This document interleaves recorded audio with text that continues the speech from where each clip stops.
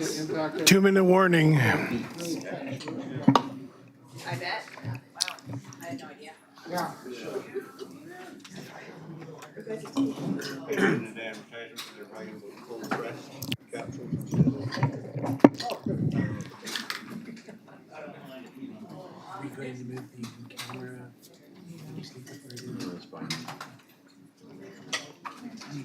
Doctor say it's snake oil, or does he say it's good? Yeah, no, it's hot. It's beets #1, better than garlic.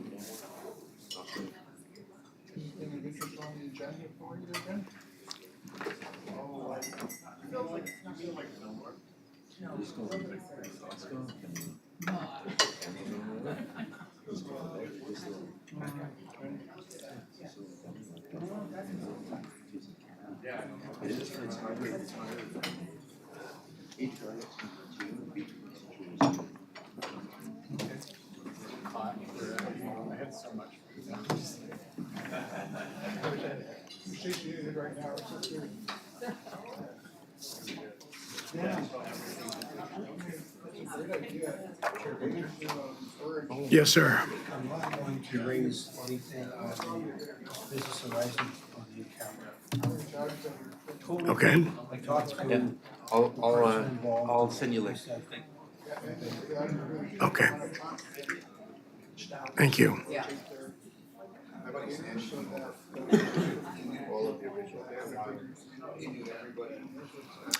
Okay, folks, it's 12:30.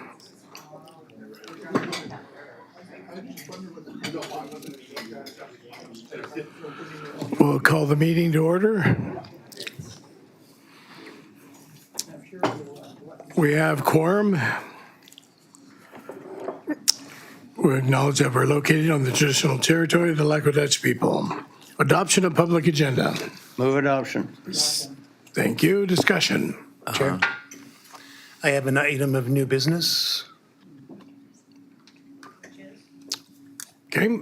You have a heading or? It's looking for the board to support a bylaw exemption for noise. Okay, under new business. And one more, if I may, Mr. Chair, staff want to pull, I don't know what report it is, what number it is, but it's on the grant opportunity for Strathcona Gardens. There's been a change to the program intake and the timeline, so I just want to pull that report. Edith, do you know what time, what number? 14, if we can.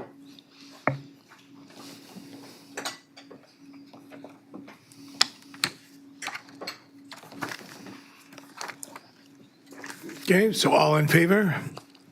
Opposed? Seeing none, motion is carried. Position and delegations. We have the Camel River Community Foundation. Please.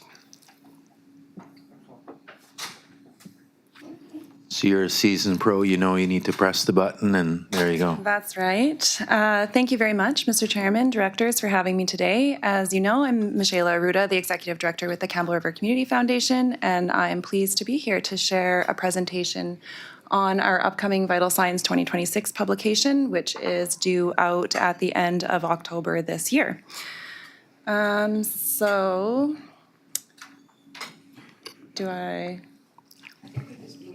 Okay, there we go. So up front, at the start of the presentation, I'm showing what the support from the City of Campbell River and the SRD was in 2024. There was $15,000 from the city and another $5,000 from the SRD because Vital Signs does represent greater than the boundaries of the city. So this year, we've pushed those requests into one request to the SRD, and there was conversation the last couple of times for this publication about duplication, or I think a word was double dipping. And so to sort of eliminate that consideration, the request has been solidified here for $20,000 today. You can see that our expenses are all fairly transparent. They're all up there. You can see that we've got a data analyst, Creative Clarity Consulting. Also the graphic design, the printing. We print 3,000 copies. I've put a copy in front of each of you today. You've all seen it before, but it's for reference for the presentation and if you have any questions moving forward. Also, the data purchase from Community Foundations of Canada, which we work with, and you have to be a community foundation and a member of Community Foundations of Canada to do a vital signs report, which we are all of those things. And so we've also got some honorariums in there for people who participated in our survey, as well as a couple of extra people who have supported our publication. So as mentioned, we are and have to be a member of CFC to participate in the program. It's a high-level snapshot of our community at large. We're looking at broad issue areas, and we highlight key areas of strength and need in our community and surrounding area. You can see also on the front on this slide here, there's the 4 cover pages from our Vital Signs publications, 2016, 18, 2022, and 2024. And so this publication in 2026 will be our 5th. For our publication, Vital Signs, the objectives are to ensure that we are documenting a snapshot of how our community is doing today, comparing that over the last number of years as well, so that we have a clear report that is user-friendly across all different demographics, different sectors, and so some ways that this report is used by nonprofits and charities. It's an at-a-glance publication where when they're writing grant applications to various sources of funding, they can pull and source their information and statistics from one report instead of getting information from multiple places, so it creates an efficiency for time there. Also, this report can be used by private sector when doing strategic planning for businesses, looking at, where the trends are heading in the community, how you want to maybe affect your community using your business, if there's a population increase, if you want to be targeting how you're doing business so that you're actually serving the population and demographics in your community. Also, it can be used for funding allocations. So, for example, yourselves, when you're looking at areas of need in the community, you can look at Vital Signs and think about how you're wanting to allocate resources within the district as well. Now, some key areas that we are adding to our 2026 publication. So in 2024, we invested upfront quite a bit to get our graphs and charts into the publication so that anybody of any sort of literacy levels can really easily look at it and see where those trends are going.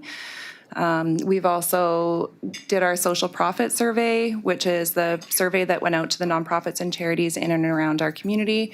And we had a spotlight on the senior sector as well, which is the greater of the demographics in our community, so trending towards 30% by 2039. In 2026, this year, what we're doing is we've put out the second survey. So 2024, we had the baseline survey for that social profit sector. And so this year, we've issued that survey again and had responses to it. And now we're able to compare our baseline survey and update it in this year. Also, in each section, we've been gathering information and stories from subject matter experts, or SMEs, and they are letting us know some key, just little highlights or stories about how that sector is doing. You can see on our engagement process that we have engaged with your Strathcona Regional District logo is up there, so we've worked with some of your staff as well to gather some information for this report. All of these logos that are up here have been consulted this year, but this logo picture is not extensive. There are more than this.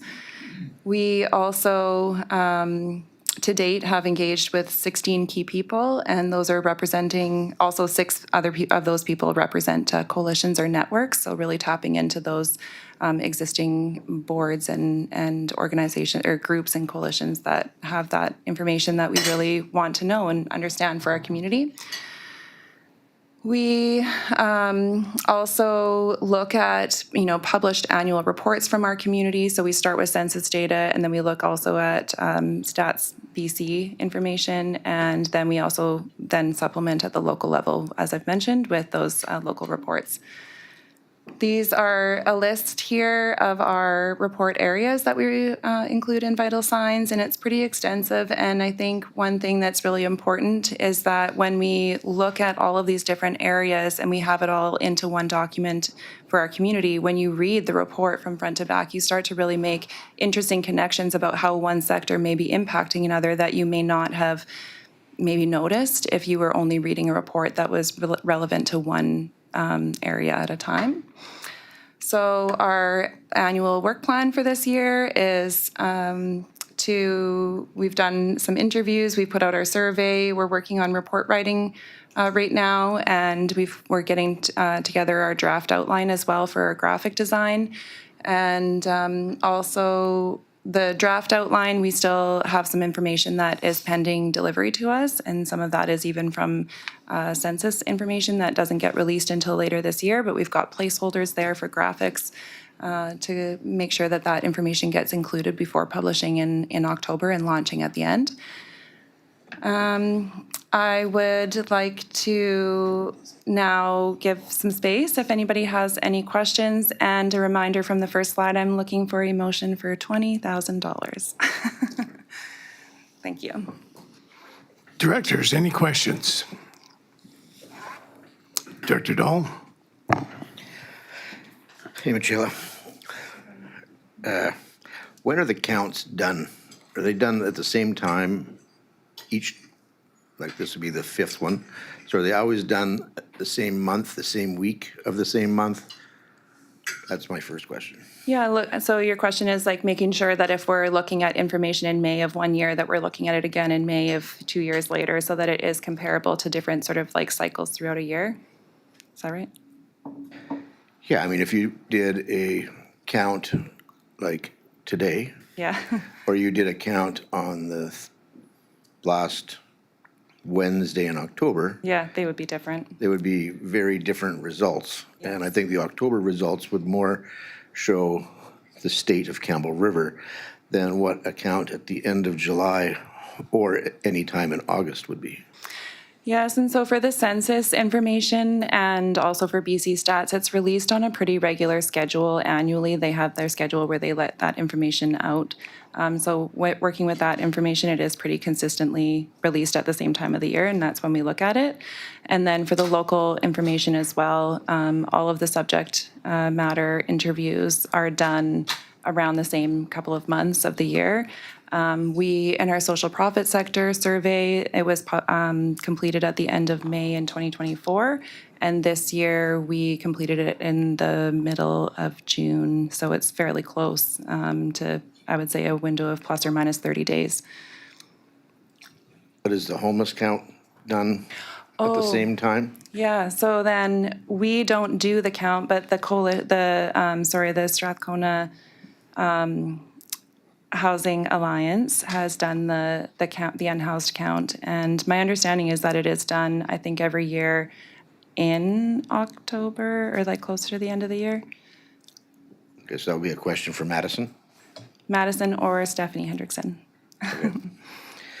My second question was the social profit sector, you said comes from nonprofits and charities. Yeah. So I'm wondering if those nonprofits and charities have to be registered nonprofits and charities. Yes, and so on your vital signs report there, and Director Kerr, do you mind if I reference your vital signs report there, please? Thank you. On your vital signs report, sorry, you just get to listen, you don't get to look. I do want to point out, actually, because this is something that I think is really interesting, and also that a lot of people know, but also a lot of people don't know. And so thank you for asking that question. On page 7, on the left-hand side of the page, there is a little table there, and it talks about the definitions about different charities and nonprofits. And so yes, an organization to respond to our survey had to be a charity or a nonprofit. So a reminder that nonprofits are registered as societies, must comply with the Societies Act in British Columbia. Registered charities are registered with the CRA and must comply with the Income Tax Act and can therefore issue tax receipts for donations. So the Campbell River Community Foundation is registered as a society and as a charity, so some can have that duplicative sort of status, but they are different things. And so a grassroots organization that's not registered as a society or a charity would not be responding to our social profits survey. I think depending on how you look at that, it could be a miss. Those are groups that are doing work in our community, but it also I think the validation in terms of the criteria that we're looking at for those organizations to be reporting on them, we look for the society number or the charity number. I don't think you miss anything. Thank you. I think the people that are operating unregistered charities are probably also working on registered charities. So you're capturing the information from their positions on registered charities. You're not getting the duplication by not allowing them to have input, which if they aren't registered, I don't believe they should be recognized. Yeah. It's not that it's difficult for them to register, and I question why anyone would operate a charity and not register. What is the benefit to operating a charity that isn't registered with the government? It just simply tells you that they don't have to have any financial reporting. They don't have an executive to answer to. So the answer I was hoping for was you would say only registered charities and organizations. So that's great. Thank you. Thank you, Director Von Esch. Thank you, Chair. Yeah, certainly see how valuable this is, certainly for City of Campbell River and nonprofits and charities and businesses in Campbell River. I was a bit surprised to see $20,000 ask coming here. I'm just wondering if you can share how this report benefits, say, Gold River or TASAs. Yes, and so our report area, our sort of rule of thumb that our organization typically serves is everything within School District 72. And so maybe there are some areas in the regional district that fall with sort of outside of that area. But looking at, evaluating the requests from 2024, and then just reflecting on the conversation about, the city paying into the budget for the SRD as well. That is really the logistics that I had to come towards the $20,000 request from one source instead. And I don't know if I have more of an answer than that. Okay, thank you. I know for Cortez, we have a Vital Signs report as well that was funded through the Cortez grant and aid. And just wondering, did you go to the City of Campbell River for a request for funding, or how did that work? In 2026, I have not approached the city yet. I was kind of waiting to see what happened here. So if I can, maybe I'll jump in and save her for a minute, because we likely contaminated Michaela a little bit last year in terms of if she asked the city for last year, how much money? Yeah, in 2024 is 15,000, So and that was 15 approved. So 15 and 5. Yeah. So from the city's perspective, it would have been 15, and then they would have got 70% of 5, so that's 18.5.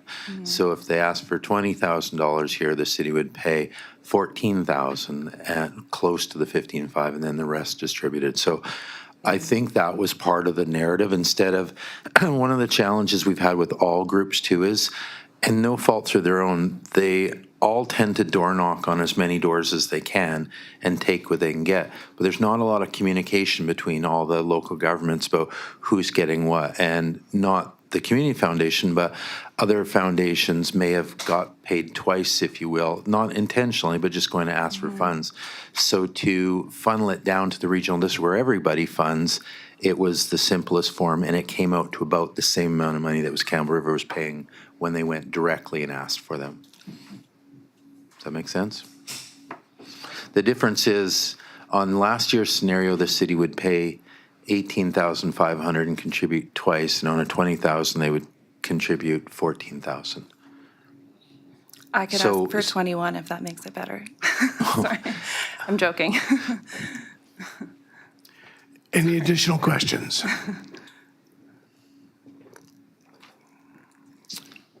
Director Mawhinney? Thank you. I just was curious, the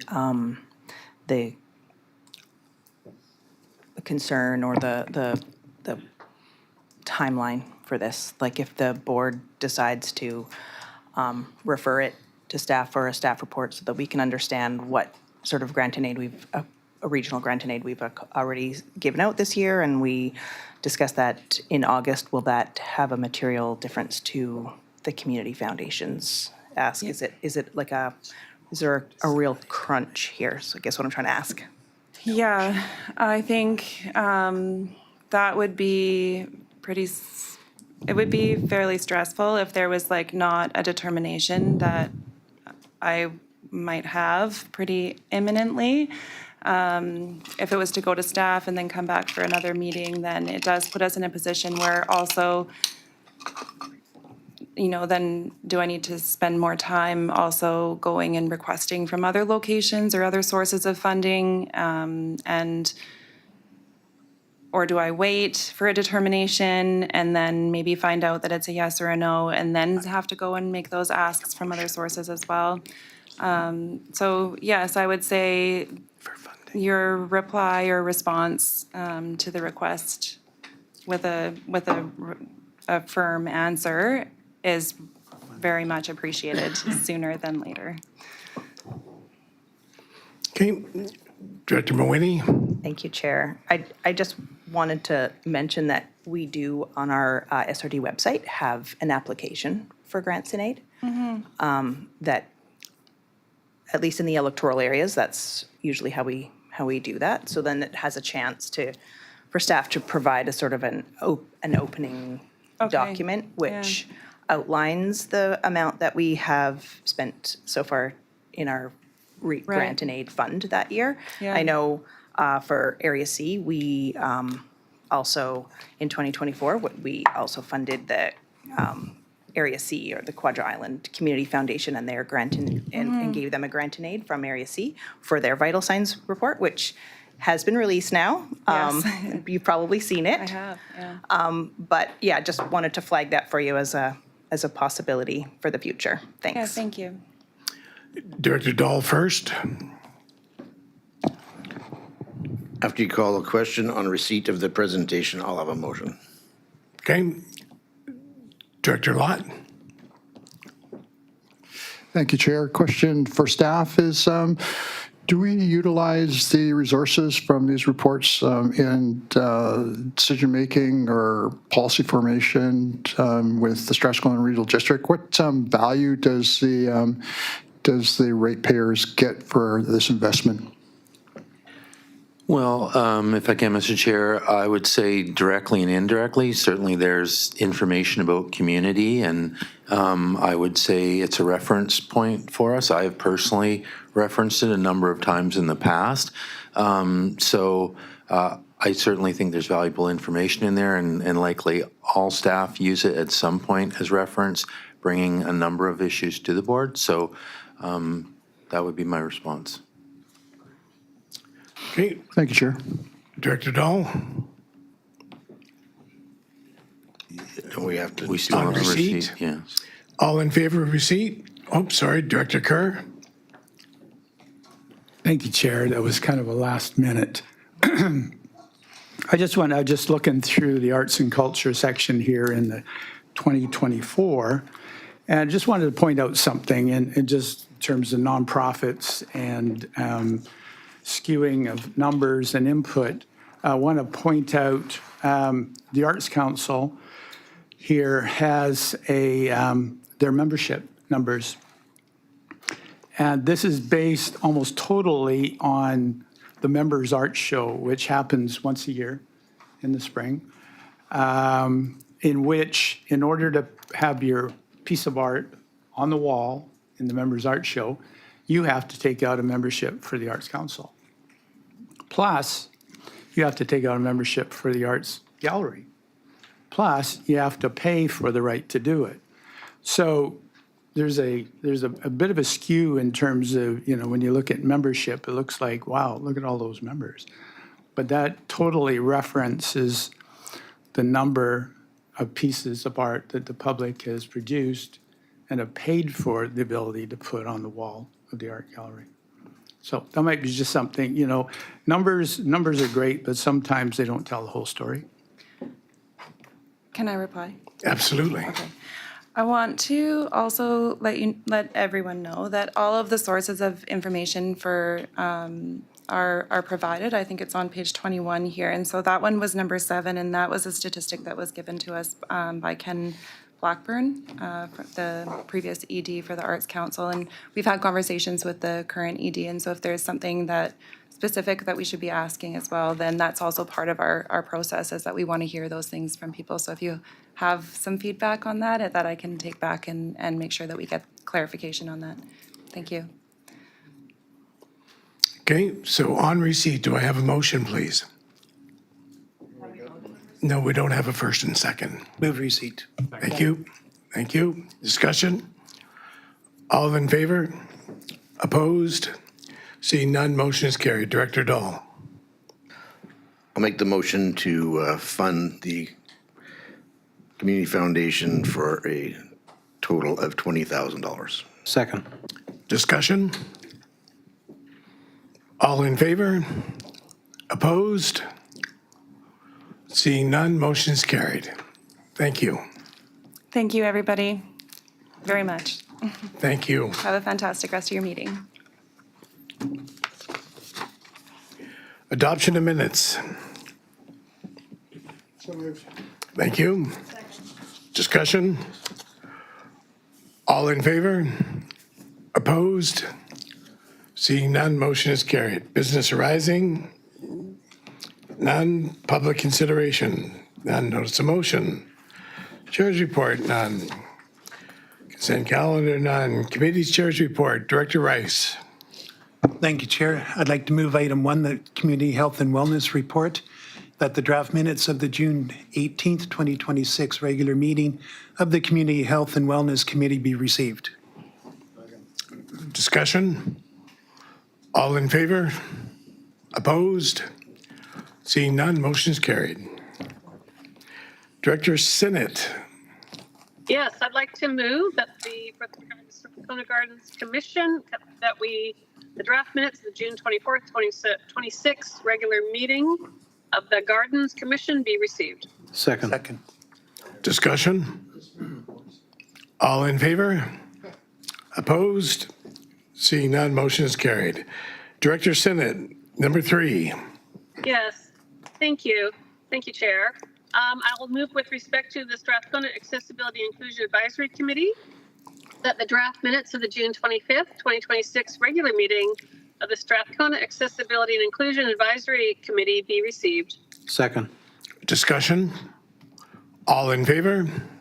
Opposed? Seeing none, motion is carried. Director Merwini, number 4. Thank you, Chair. Electoral Area C Advisory Planning Commission move that the draft minutes of the July 2nd, 2026 regular meeting of the Electoral Area C Advisory Planning Commission be received. Discussion? All in favor? Opposed? Seeing none, motion is carried. Director Rice, number 5. I'd like to move that the Electoral Area D Advisory Planning Commission, that the draft minutes of the July 8th, 2026 regular meeting of the Electoral Area D Advisory Planning Commission be received. Discussion? All in favor? Opposed? Seeing none, motion is carried. Director Wally, number 6. Concerning the Electoral Area Services Committee, I move that the draft minutes of July 15, 2026 regular meeting of the EA Services Committee be received. Discussion? All in favor? Opposed? Seeing none, motion is carried. Director Merwini. First Nations Relations Committee, that the draft minutes of the July 22nd, 2026 special meeting of the First Nations Relations Committee be received. Discussion? All in favor? Opposed?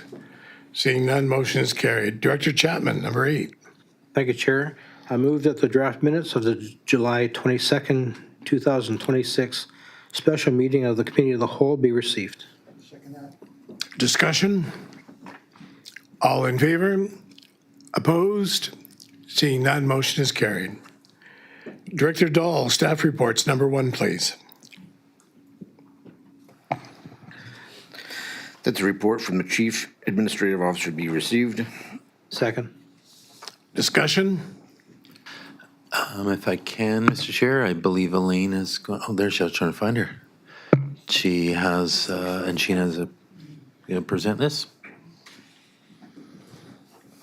Thank you. Thank you. The mic's working? Yes, sorry. Thank you. Through the chair and the commissioners, Elaine and I are both jointly going to present on this. So the main point of this report is to invite you to the ribbon cutting event, the Just Like Home and Health Professional, the Healthcare Professionals Housing Service on August 25th at 3 p.m.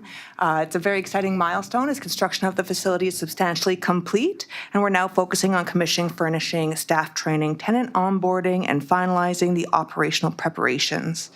So this is a pretty big landmark event. A formal invitation, including event agenda and timing, will be circulated once finalizing, and as with most of our ribbon cutting events, it will start with a First Nations blessing, followed by remarks from the project partners and a ceremonial ribbon cutting. So we are looking to welcome our first tenants into the Health Professionals Housing Facility on September 10th and welcoming our first guests into Just Like Home shortly thereafter in the middle of September. So this will be the first chance that anybody beyond certain staff members have had to see the facility, and we're really excited to take you all through it and show you what we've all been working on and how we're going to be able to support the community moving forward. So Elaine has been collaborating with me, and we've made quite a bit of progress to the website, some of our promotional materials, and I'm going to let Elaine walk you through all of those items. Over to you. Thank you, Sheena. Next slide, please.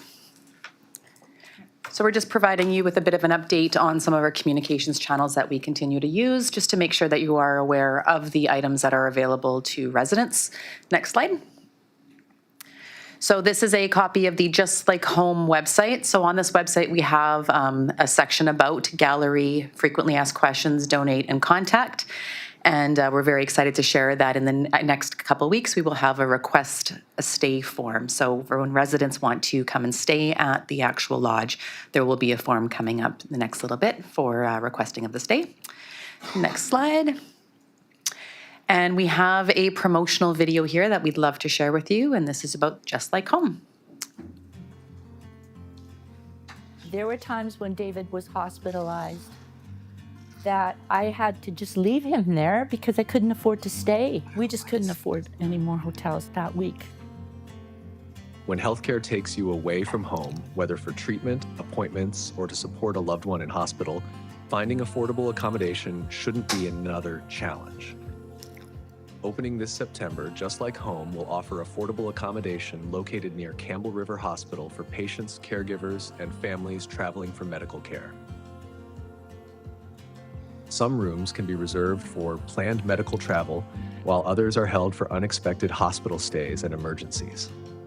People need their loved ones and their friends to be with them and to help them be able to heal. Just Like Home, keeping people close to care when they need it most.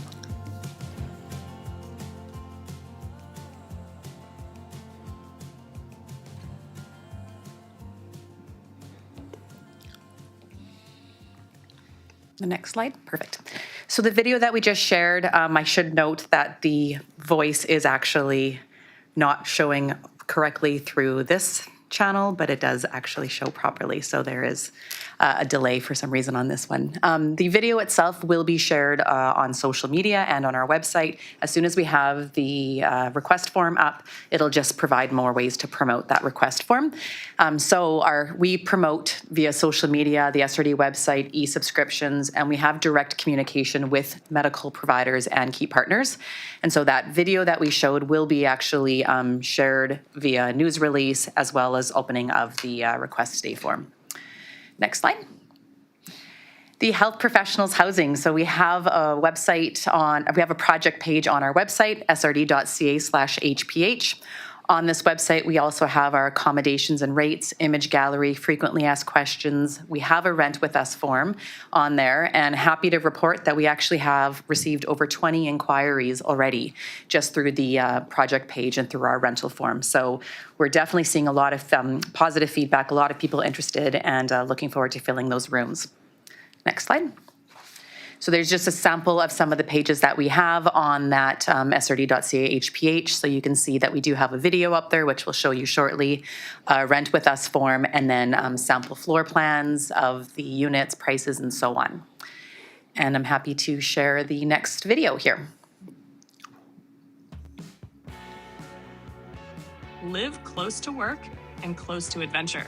The Strathcona Regional District is creating new housing for healthcare professionals just steps from Campbell River Hospital. Comfortable, flexible housing designed to help healthcare professionals spend less time worrying about housing and more time enjoying life on the North Island.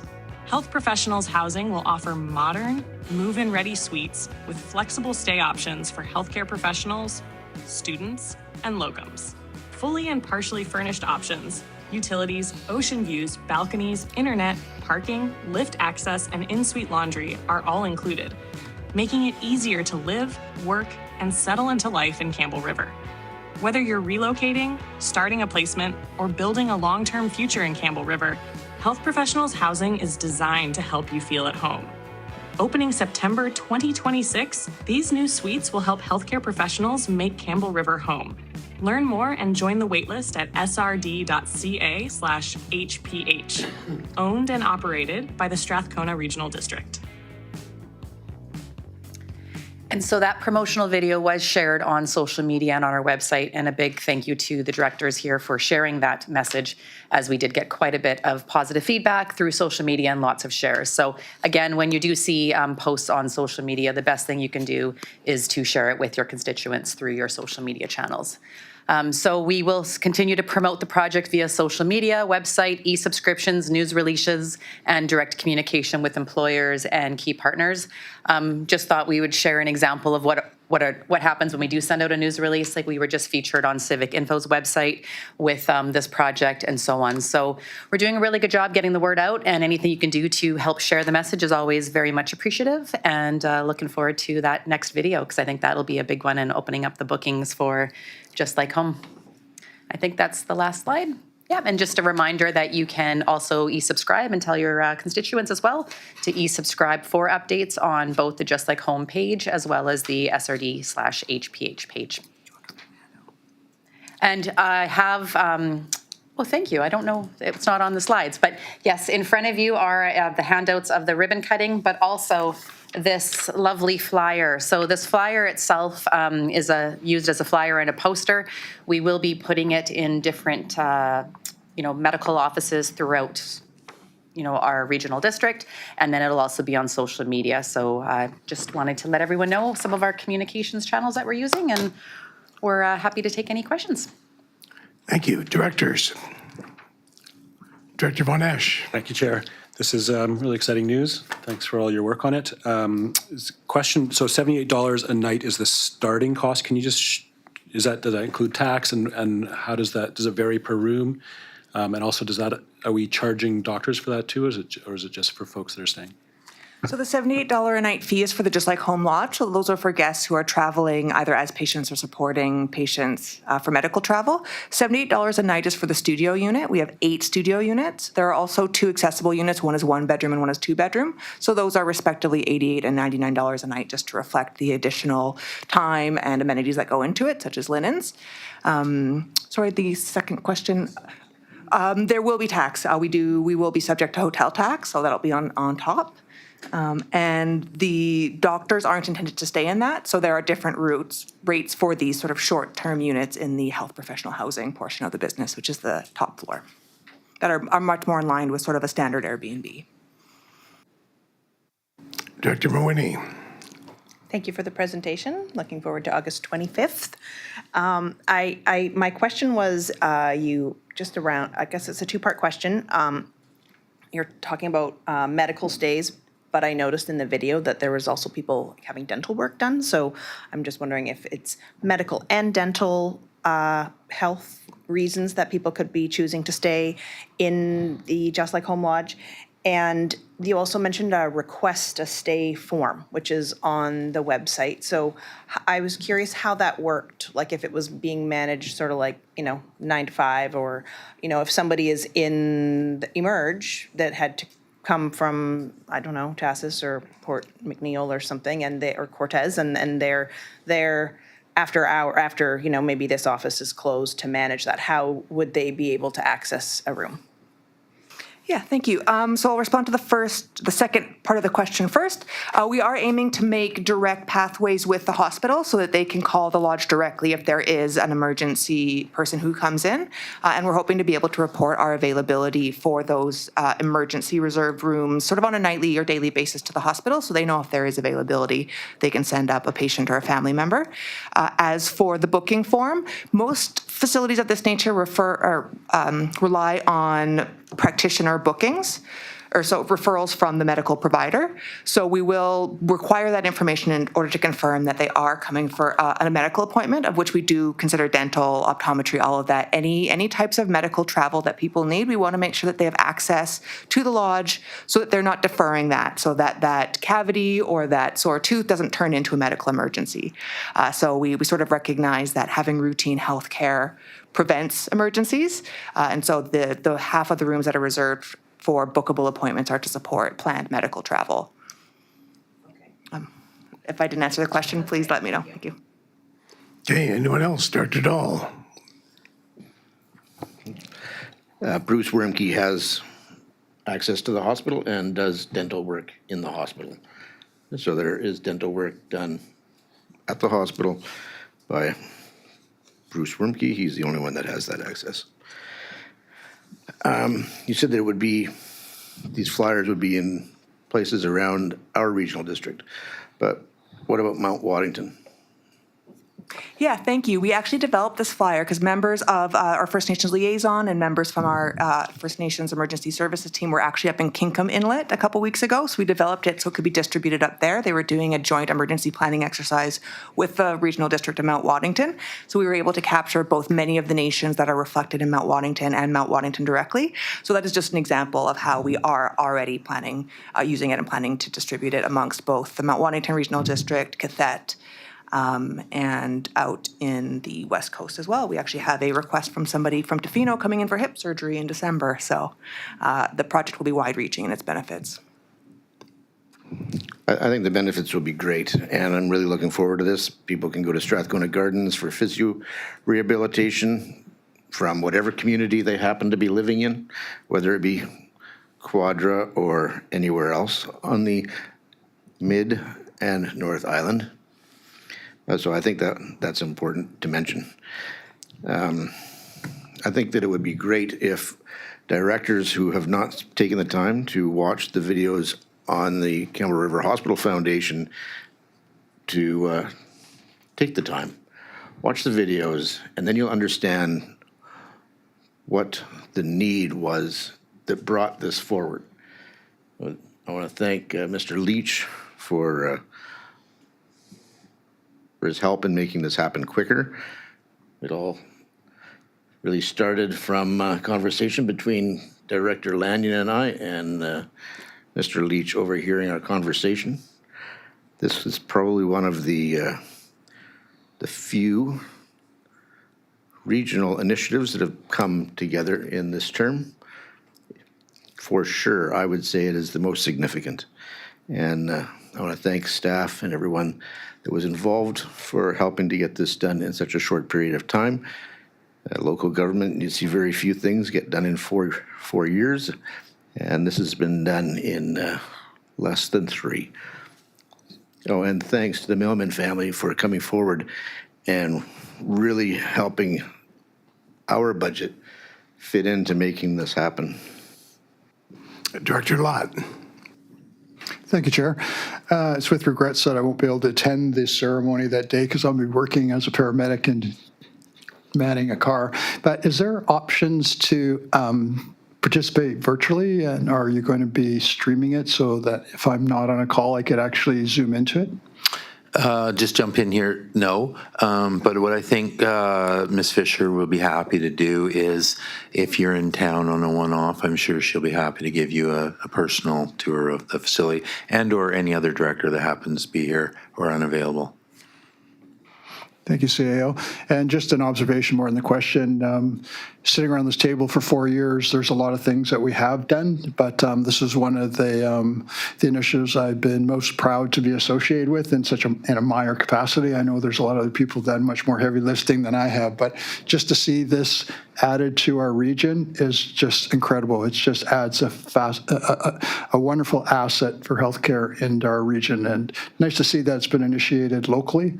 Grassroots, and that we can do things to impact the health and wellness of our citizens, not just have to wait for federal, provincial initiatives. So thank you very much, everyone. Go ahead. Thank you, Director, for those comments. And just to echo what the CAO just said, we wanted to give the folks around this table and our key project partners sort of the first opportunity to see the facility. Following that, we will be trying to run as many sort of tours and bring through the public and, or more, I guess, not the general public, if they want, they can, but we'll be reaching out to medical providers and other project partners and other folks who might be interested. So if there are groups that you'd like to connect with me or groups that you'd like to bring through, or if you'd like to come on your own tour sort of after that, hoping to kind of fit them in sort of before the September 1st deadline, we'll be available to do tours sort of at all times after that. But if you, especially if you want to see the health professional housing, we're not going to let you into people's units when they're occupied. So if you want to see that area, getting in before September 1st is great, but happy to, extend tours and support access into the facility for anybody that you guys would like to see it. Thank you. Okay. Director Chapman. Thank you, Chair. I want to echo the kudos to staff presented by various members of the board. The question I have is are we going to invite, say, the Minister of Health so she can see how it's done? Well, I'm happy that you asked that because I'm going to tell a story of last year's at UBCM. So one of the things that we're going to be doing here is chasing other local governments and provincial ministries for support. Now, once we get up and going, you can already heard Sheena and Lane, we're going to have high demand. We're going to have, we're very confident our success and occupancy rates are going to be super high. So one of the things I did last year was make an appointment with the Ministry of Health, and because I wanted money from them. So described the project, and she said this was the most amazing project she'd seen brought forward at UBCM that year. And she said, she directed me to another ministry that's where the money would come from. But yes, the intent is as we this year and next year and we get more and more stats, we're going to go to these other areas and say, you got to help support this thing. So when we get, again, we've had lots of discussions with Mount Waddington. They've offered support because there's going to be people coming from North Island. When we get stats, when we see people coming from other places, I'm going to hit them up. And we're going to take it to the province and say, one of the main issues, or one of the large issues that Island Health has in the hospital is acute care beds and people in acute care beds when they don't need to be there, but they can't get discharged. So I'm probably dating myself, but the numbers they gave us was the beds were worth $1,000 a day. And so, as you can see, when we're $78 a day and we start seeing that and freeing up beds in Island Health, I'm going to go to Island Health and say, okay, there's $922 worth of benefit you're getting. You need to put some cash our way to help support this because it's freeing up beds and saving you money. So that's kind of part of our strategy moving forward, and it gets more solid as we get more and more stats and usage. Director Chapman. If I could follow up, thank you, Chair. Good answer. Do we have any plans in place for when we see we're oversubscribed? Do we have any plans to follow up on? No. Now I go back to Director Sinnott when we started this initiative. She's like, go as high as you can. And one thing that we tried to but are limited to, as we all know, the helicopter path. And so we couldn't get up. We've scratched out every inch of that property as we can. So, and the only remaining property shortage here in the community. So could we invest $100,000 and get 2 more doctors in community by housing? So yeah, certainly we'll bring those options forward. And that's what I anticipate too, both from getting funding from other forms of government, local, provincial, and/or other means, and then bringing that forward and saying, okay, here's some options for you. So where do you want us to apply the money? And I guess I was more specifically talking about residents coming. That too, yeah. right. Okay, anybody else? Thank you very much for the presentation, ladies.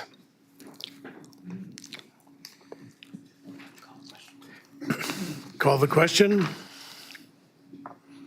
Receipt. All in favor? Opposed?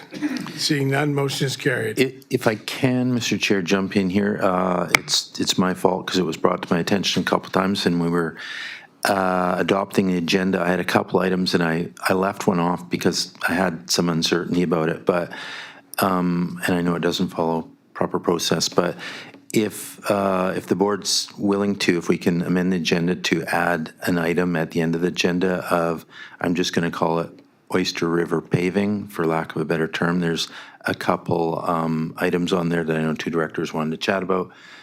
Okay. I thought that would have been covered. Maybe, I'm not sure. Yeah. Okay. So if we can add that item for discussion. I'll move Just that it be remind me. added. Pardon me? I'll move that it be added to the agenda. Okay, second. Second. Thank you. Discussion? All in favor? Opposed? Seeing none, motion's carried. Director Wally, number 2. Concerning the development variance permit application, Race Point Road, I move that the report from the CAO be received. Second. Discussion? All in favor? Opposed? Seeing none, motion is carried. I'd further move that development variance permit DV2A26 as presented in the July 16 report from the CAO be approved, and that the corporate officer be authorized to issue the permit. Second. Discussion? All in favor? Opposed? Seeing none, motion is carried. Director Rice. Thank you, Chair. I'd like to move development variance permit application DV2D26 2243 Fairhaven Road. I'd move that the report from the Chief Administration Officer be received. Second.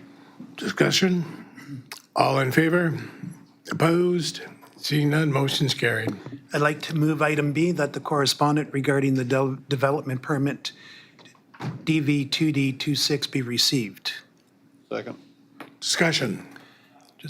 Director Rice. Just a quick point, the correspondent was in support of this development variance.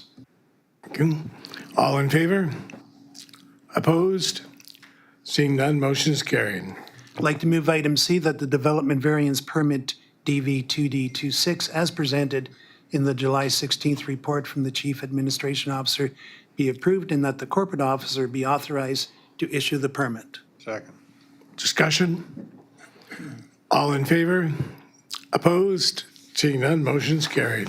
Director Rice, number 4. Development permit application DP 5D26, 3000 Paul Road. I'd like to move that the report from the CEO be received. Discussion? All in favor? Opposed? Seeing none, motion's carried. I'd like to move item B, that the environmentally sensitive area development permit DB 5D26, including the May 29th, 2026 report from Strategic Natural Resources Consultants Incorporated, as presented in the July 16th report from the Chief Administration Officer be approved and that the corporate officer be authorized to issue the permit. All opposed? Oh, didn't catch anybody. All in favor? Motion's carried. Director Mawhinney, number 5. Covenant release to support subdivision application 02383C22, Quadra Island. Move that the report from the Chief Administrative Officer is received. Second. Discussion? All in favor? Opposed? Seeing none, motion's carried. And I'll move that the chair and corporate officer be authorized to execute the Form C release document to release covenant EK 116343 from the 8 strata lots approved under subdivision application 02383C22. Second. Discussion? All in favor? Opposed? Seeing none, motion's carried. Director Kerr, number 6.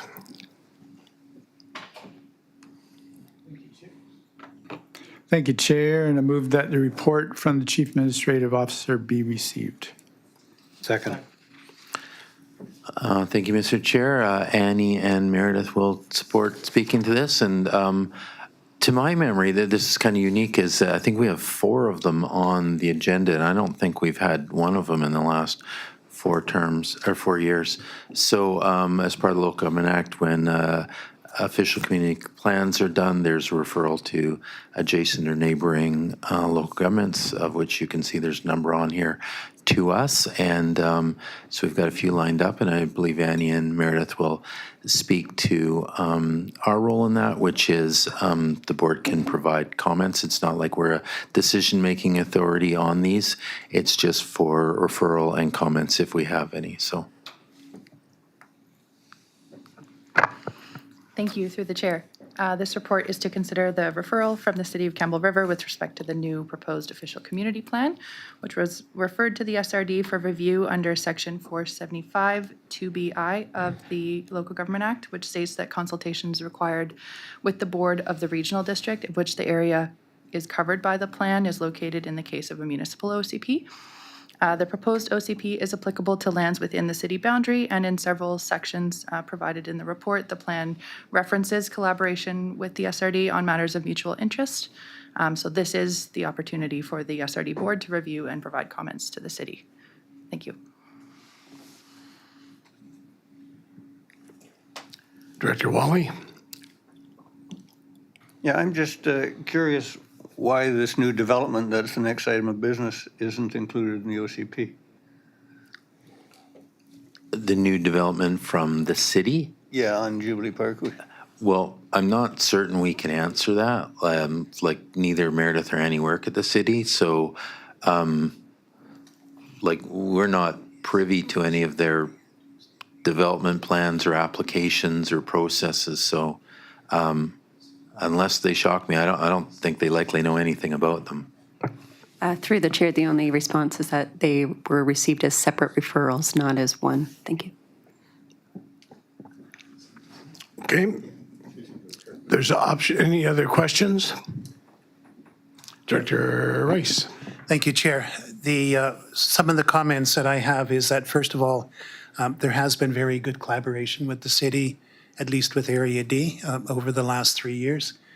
This has been quite a different term than what I'm used to seeing from somebody who's lived in Area D for quite some time. One of the things that I found quite amazing with the report, and I think it helps clarify the next issue, is that, you know, with the since COVID and the new legislation from the province, the mandates that we all have to create housing, reading this report to their OCP, City of Campbell River, I believe it's 8,300 homes over the next 20 years. So that's a big number of homes, and you know, it explains a lot, you know, in terms of the development that we see along my area. So again, thank you to Mayor and Council. It's been a pleasure over the last 3 years. We've had some good meetings, and I hope that those things continue on. Okay, still on receipt. All in favor? Opposed? Seeing none, motion's carried. Thank you very much. We have a few options for the board to pick. I'd like to move option A. Do we have a second? What does option A say? Option A is just to accept with no comments, basically. Second. Discussion? All in favor? Opposed? Seeing none, motion is carried. Director Lanyon, number 7. Thank you, Chair. Number 7, I move that the report from the CAO be received. Second. And I think Annie will speak to this as well. Thank you, through the chair.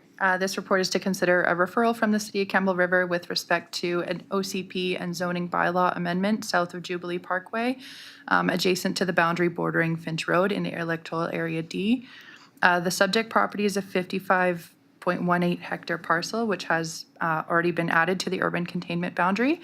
The proposal is to designate the lands with a combination of high-density residential and neighborhood residential with parks and natural areas along the perimeter. From staff's review, maintaining the active transportation corridor connecting the proposal area is supported by both the Area D OCP and the Area D Active Transportation and Parks Plan. Thank you. Good. Director Rice. Thank you, Chair. First of all, over the last day and a half, I have received correspondence from Area D residents who did not receive notifications of the last public open house that was held a few months back. I'm wondering if anybody from staff, whether it be Campbell River or the SRD, could clarify for the public what efforts were made or what was done in terms of notifying residents. If I can, and Meredith is going to jump in quickly when I'm done, but it is a development proposal in and for the City of Campbell River. So there's a notification requirement, which Meredith can speak to. So we wouldn't know if that was fulfilled or not. I'm going to assume it was. I will say, because I had a couple phone calls, often people say they weren't notified, but there's different levels of notification within that. I don't exactly know where they live, whether they got direct notification, whether it was newspaper notification. So the only thing I'll correct the director on is that they claim to not be notified, but there's different levels. So maybe Meredith, we didn't do the notification certainly, but Meredith, I think, can speak to what notification would likely been required. Yes, through the chair. So you're absolutely right. As SRD staff, we are not involved in or beholden to whatever their notification process is, and certainly can't confirm what did or did not happen. For a rezoning application with an OCP amendment, we would typically, that would typically trigger a public hearing, which would have a newspaper notice, but not necessarily a direct mail out to residents. Again, not knowing if this particular application had other components that may have had a different trigger, or if the city itself has different notification requirements through their own internal bylaw that may or may not have been met. I can only speak to what the LGA requirements are for, well, regional districts. Thank you. Director Rice. Further comment? Thank you for that. And one of the things that I will let the public know, and at least from my perspective, is that I've been well informed over the last 3 years as this has developed. The developer themselves, we've had meetings. There was a lot of concerns back in 2023 with Area D residents. Those meetings were quite successful, I feel. The developer was quite receptive to the concerns that Area D residents had. There will be no increase. You know, one of the biggest concerns was whether or not there would be increased traffic on Finch Road. I've been assured by the developers that there's no intent. What I saw at the open house just a few months back is that there will be an exit for first responders and emergency vehicles, but that is it. So there will be no increased traffic. So the developer's been quite receptive to that. The other thing that I think is quite important for Area D residents to know is that, yes, this is 350 dwellings, but it's 350 dwellings that'll be phased over, I believe it's a 21-year period of time. So this is not development that is going to happen tomorrow. It's going to be done, I think there was 6 or maybe 7 different phases to the development, from what I can recall. The other portion to this that I think is quite important for Area D residents is that as this area is being developed, it gives Area D, our active transportation plan, an opportunity to start solidifying some of the things that have been there, like the trails. So I do expect what I've seen over the last 3 years is cooperation.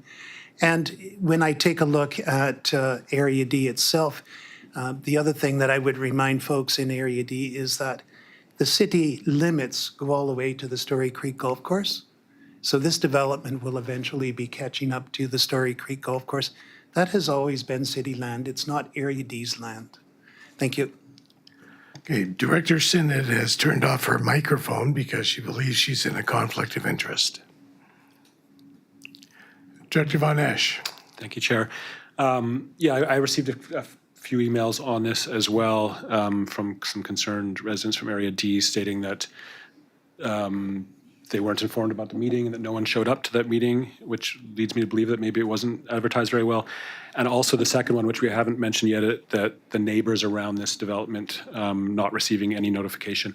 So, in these sorts of decisions, I really follow the lead of the director whose community is. I'm just wondering if the director for Area D is interested in deferring this and allowing for what seems better consultation with your community. Go ahead. If I may, Chair, thank you. As I've said before, I attended the open house 2 months ago. I had an opportunity to talk to the senior planner on it, who happens to be Kevin Brooks from McElhaney. I am quite confident that the appropriate notices went out. That is my understanding of it. When I was at the public hearing at the community center, I was there for well over 1 hour, and only one person attended. When I look at the communications that I've received from folks in Area D over the last day and a half, I do want to point out that there are 54 properties on Finch Road, and I've heard from 4. So again, I would have to say that I don't know what happened with these notices, but I'm quite confident that, over the last 3 years, from the meetings that I've attended, the first meeting, which was held at the Sportsplex, was quite well attended. That was in 2023. There was another open house in 2024, I believe, at the Tide Mark. That was extremely well attended. This last public hearing, I've not heard a peep from residents in a long time, and that's how I have to make my decisions. So again, I feel that the developer has done all that he needs to do in terms of notifying the public. So if I can just jump in, just a couple points of clarity here is that this is an OCP amendment. So the Local Government Act requires a referral for comment. We do not, as a regional district, have the ability to say yes or no. It's just whether we want to provide comments. The second thing I'll say in terms of planning staff, if there's anything routine, whether any planner does, it's constant notification.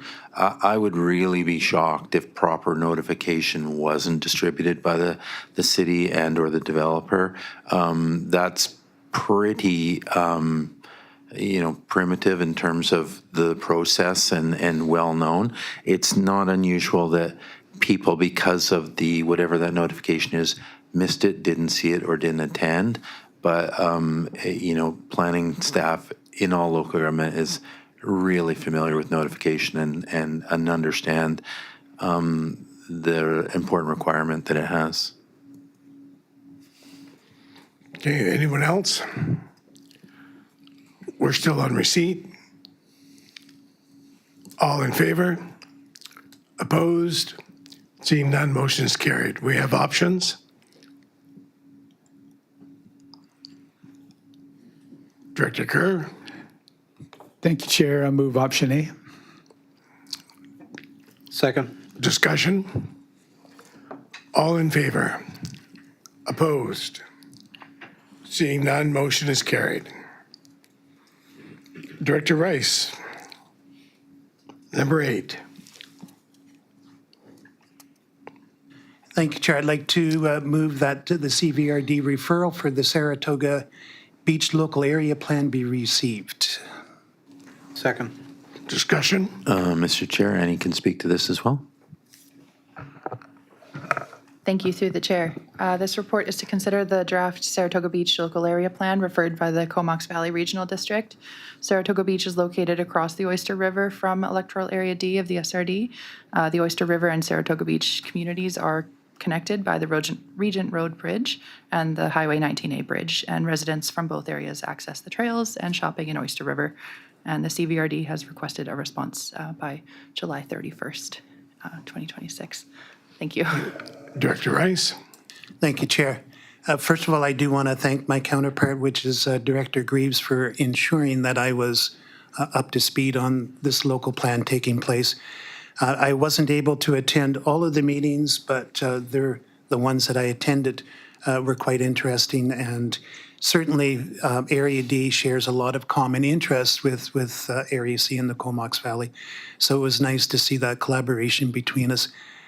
Reading through this local plan, I'm quite encouraged. There's a lot of key things that are going to hopefully come from it.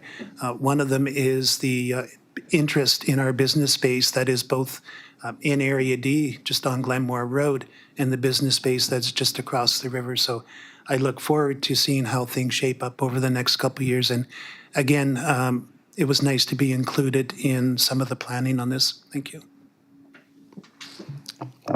Director Davis? Yeah, thanks, Chair. I was just curious, I remember in the last term, there was issues around water in the area, and there was a bit of a dispute between the regional districts on it. And I was just wondering if that was resolved and there's enough capacity.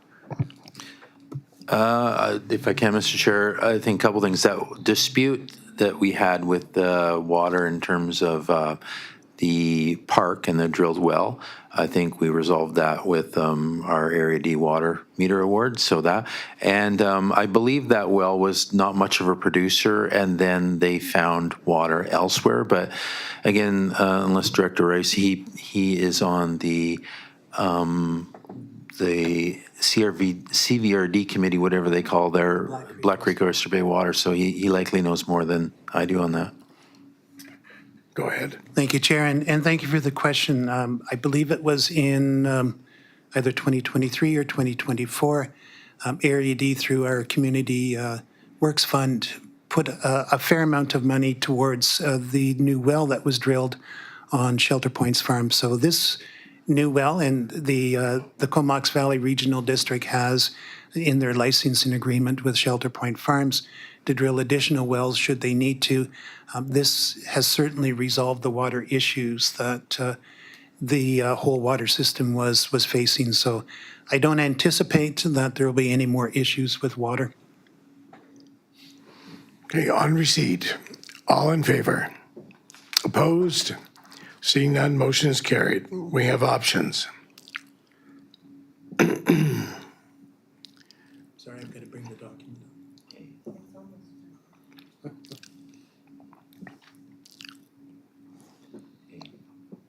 I'd like to move option A. Second. Discussion? All in favor? Opposed? Seeing none, motion's carried. You, Director Von Esch, number 9. Cathet Regional District referral, Savory Island, OCP. I'll move that the report from the CAO be received. And Mr. Chair, we're getting our money's worth out of Annie today. We'll see if she can finish this off. Thank you, through the chair. This report is to consider the draft Savory Island official community plan referred by the Cathet Regional District in accordance with Section 475 2BII. Consultation is required with the board of any regional district that is adjacent to the area covered by the plan. And since the plan area is adjacent to electoral area B in the SRD, the draft plan is provided for the board's review and comment. Thank you. Any questions, comments? Director Von Esch. Sorry. I will move option A. We're on receipt. Sorry, I'll move receipt. Move receipt. Pardon me? Yeah, we have a seconder. Just all in favor? Those opposed? Seeing none, motion's carried. Go ahead. I'll move that the Cathet Regional District be advised that the Strathcona Regional District Board endorses the proposed OCP for Savory Island. Second. Discussion. All in favor? Opposed? Seeing none, motion's carried. Okay, Director Von Esch. Number 10, Natural Asset Management Roadmap Funding Request. I move the report from the CAO be received. Second. Oh. Discussion? Nothing from staff, Mr. Chair. Thank you. All in favor? Opposed? Seeing none, motion is carried. I'll move that the regional district apply for funding through the Federation of Canadian Municipalities to support development of a natural asset management roadmap for electoral areas B and C. Discussion? All in favor? Opposed? Seeing none, motion is carried. I'll move that a report be prepared for the Electoral Area Services Committee on the potential scope, objectives, expected outcomes, and budget with consideration of a phased approach to a natural asset management initiative for electoral areas B and C. Discussion? All in favor? You have discussion? Director Chapman? I had a question. What is your goal in having this report done? What are you looking to accomplish? You're asking what a natural asset management map is? Did you have a look at the report? Yes. Okay. So natural asset management can generally be defined as an approach to recognizing, understanding, and incorporating the value of natural features in the environment into planning, decision-making, and asset management practices. Natural asset management is not a prescribed or standardized process. There's no fixed definition, methodology, and no defined endpoint. In practice, it can mean anything from simply keeping natural features in mind during routine planning and infrastructure design, or up to multi-year programs involving comprehensive inventories, formal asset valuations, dedicated monitoring networks, and long-term management strategies. So this is really just the first step. We're looking at a small amount of funding to sort of build a roadmap and see what's possible. But really, it's sort of around recognizing the natural assets in a community, recognizing their value, and making sure they're incorporated into planning. Chair, if I can follow up. So the town of Gibsons has incorporated into their plans and financial statements the valuation of all natural assets, including the cost of replacing them. Is that what you're proposing here, or is it simply a recognition of the natural assets and to protect them? Yeah, I think it's around recognizing, bring them to a formal understanding so that we can make good decisions as a board. It's not about, natural asset on Cortez might be our sandy beach at Hague Lake. So having that incorporated into planning decisions around that lake would be important. I certainly don't have the intent of replacing that beach if it somehow got destroyed. Chair, but don't we already factor into those things when planning? Is this something new, or are we not taking into consideration our natural assets, natural landscape that is occurring naturally when we do projects? I think when we're making planning decisions, we look at our bylaws and the Local Government Act to make decisions. And I think this is sort of an added level of information to help us make good decisions. Director Langen. Thank you. I'm not super familiar with these because they're fairly new, I think. I'm just wondering, in terms of staff resources, where is it concentrated in the organization? Is this a planning function, or does it spread over into, say, Dave's time or into finance? Yeah, if I can, Mr. Chair, I think the next report would reveal that. Certainly, it touches a few bases, and we'll have to reveal that in the report, certainly. We didn't spend the time doing that exercise because it could be consuming. So, we wait till the board endorses it. We can bring back as high level a plan as we can to give the board some idea about the time and commitment in the budget, as well as the EA directors that are supporting it. So I think the next report will reveal that. If I may just follow up quickly. So at this point, we're just committing to a $750 plus maybe a few staff days to get to the roadmap part. And then beyond that, if there's additional funding applications or additional staff time required, then that comes back to the board for more decision? Yeah, two things here that I think the resolution support is: one, funding for the roadmap, but two would be a staff report, internal time, coming up with, as we say, expected budget outcomes, consideration, scope of it. If you did asset management for a building, it's pretty easy, right? 4 walls and roof and how much it's going to cost. So there's quite a footprint of natural assets in certain areas. So we're going to have to try and provide some high level in a report from staff time and say what that was going to look like financially, staff time. So I think the report we provide will be a few hours. If the board committed to beyond that, we're trying to outline that, okay, commitment beyond that, it's going to be considerable. Yeah. And if it was, it might be a service in there of those that want to participate and then fund it and so on and so forth. So if this motion passes, I would say application for the roadmap certainly, and a high-level report looking at the scope and the budget and the time that's going to be involved should we move any forward on this. Okay, so on receipt, all in favor? We already did receipt. We're on motion C. Sorry, that's what I meant to say. I'll move the report be prepared for, or I already made that motion, didn't I? That's correct. Yeah. And we have a first and a seconder, do we not? Okay, all in favor? Opposed? Seeing none, motion is carried. Director Rice, number 11. Thank you, Chair. Electoral Area D's Stormwater Design Project Scope Change. I'd like to move that the report from the Chief Administration Officer be received. Discussion? Director Rice? Just to provide a bit of clarity for the other directors, this was quite a breakthrough with the Ministry of Transportation. And what I mean by that is that there's been ongoing discussions this year, particularly around stormwater issues that we're having in Area D. We're trying to address about a 2-decade issue of properties flooding.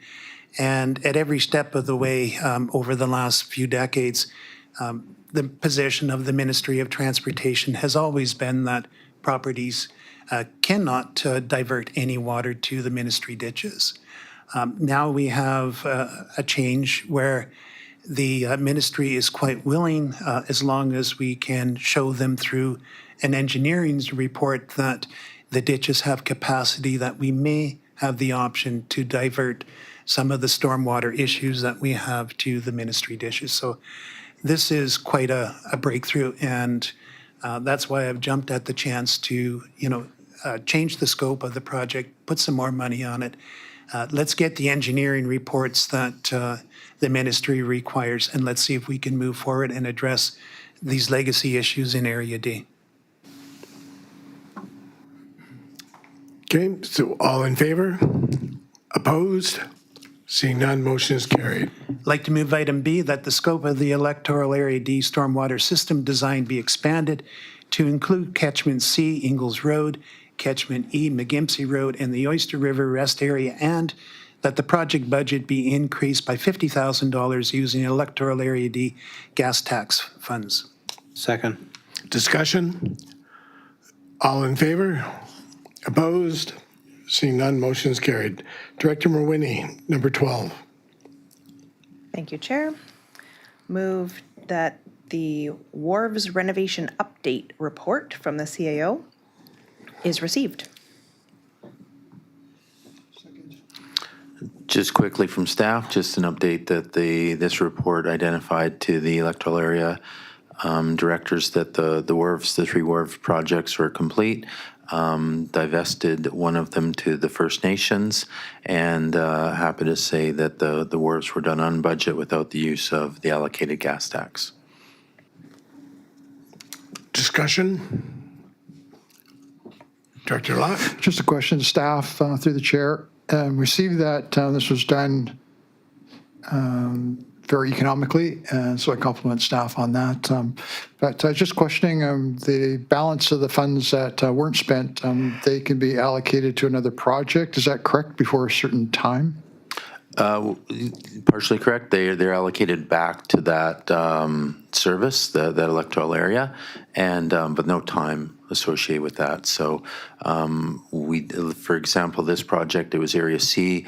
We didn't use any gas tax. We allocated it. It just goes back into their gas tax reserves. Great, thank you. All in favor? Opposed?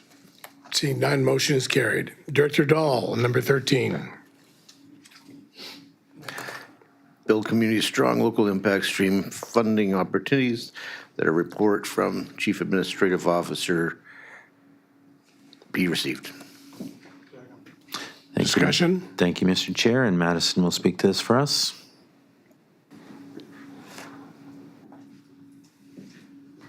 Through the chair, good afternoon. Just reporting on the Build Community Strong local impact stream funding source. It's been announced by the federal government this year in two streams. This is the smaller of the two, from $125,000 to $1 million with 50% matching contribution required. And the intake expires September 14th, so looking to get this in rather quickly. Eligible costs are retroactive to April 2026, and we're looking to apply for some finishing amenities to the Just Like Home Lodge, mostly outside amenities and furnishings because this fund is retroactive. Just want to say that we brought together multiple departments at the SRD to discuss the shovel readiness of other projects that other departments are working on. And because this grant is really focused on economic impact and we can prove that, we're creating 6 FTEs, providing housing and attracting additional workers that work in healthcare, this was the best fit. So I'm happy to take any questions. Directors? No one? Okay, thank you. On receipt, all in favor? Opposed? Seeing none, motion is carried. B, That an application be submitted to the Pacific Can Build Community Strong Local Impact Stream Fund to enhance the amenities at Just Like Home Healthcare Professionals Housing Development. Second. thank you. Discussion? All in favor? Opposed? Seeing none, motion is carried. Director Sinnet, are you still there? So just for your, we skipped 14, so we're on 15. It may be a little challenging for Director. Okay. I am here. That's okay. Are we not on 14? We're on 15, but I was just making sure Director Sinnet might be challenged by being able to see the. Oh, I can see it. Okay. So I'm not driving right now, so that's good. That the 15, report skip of the CEO be received with respect to Accessible Canada National Accessibility Week funding opportunities. Second. We pulled it. Thank you, Mr. Chair. No, sorry. No, you're right. We're fine. We pulled 14 at the start of the meeting, so we're on 15. You're right. And now Sheena will speak to this. Thank you, Director Sinnet. Pardon me? Thank you. Through the chair to the board. So this is an application recommendation that came through from the Strathcona Accessibility and Inclusion Committee. The grant funding did actually close yesterday, so we have submitted the application, but if the board does not support that, we will pull it immediately.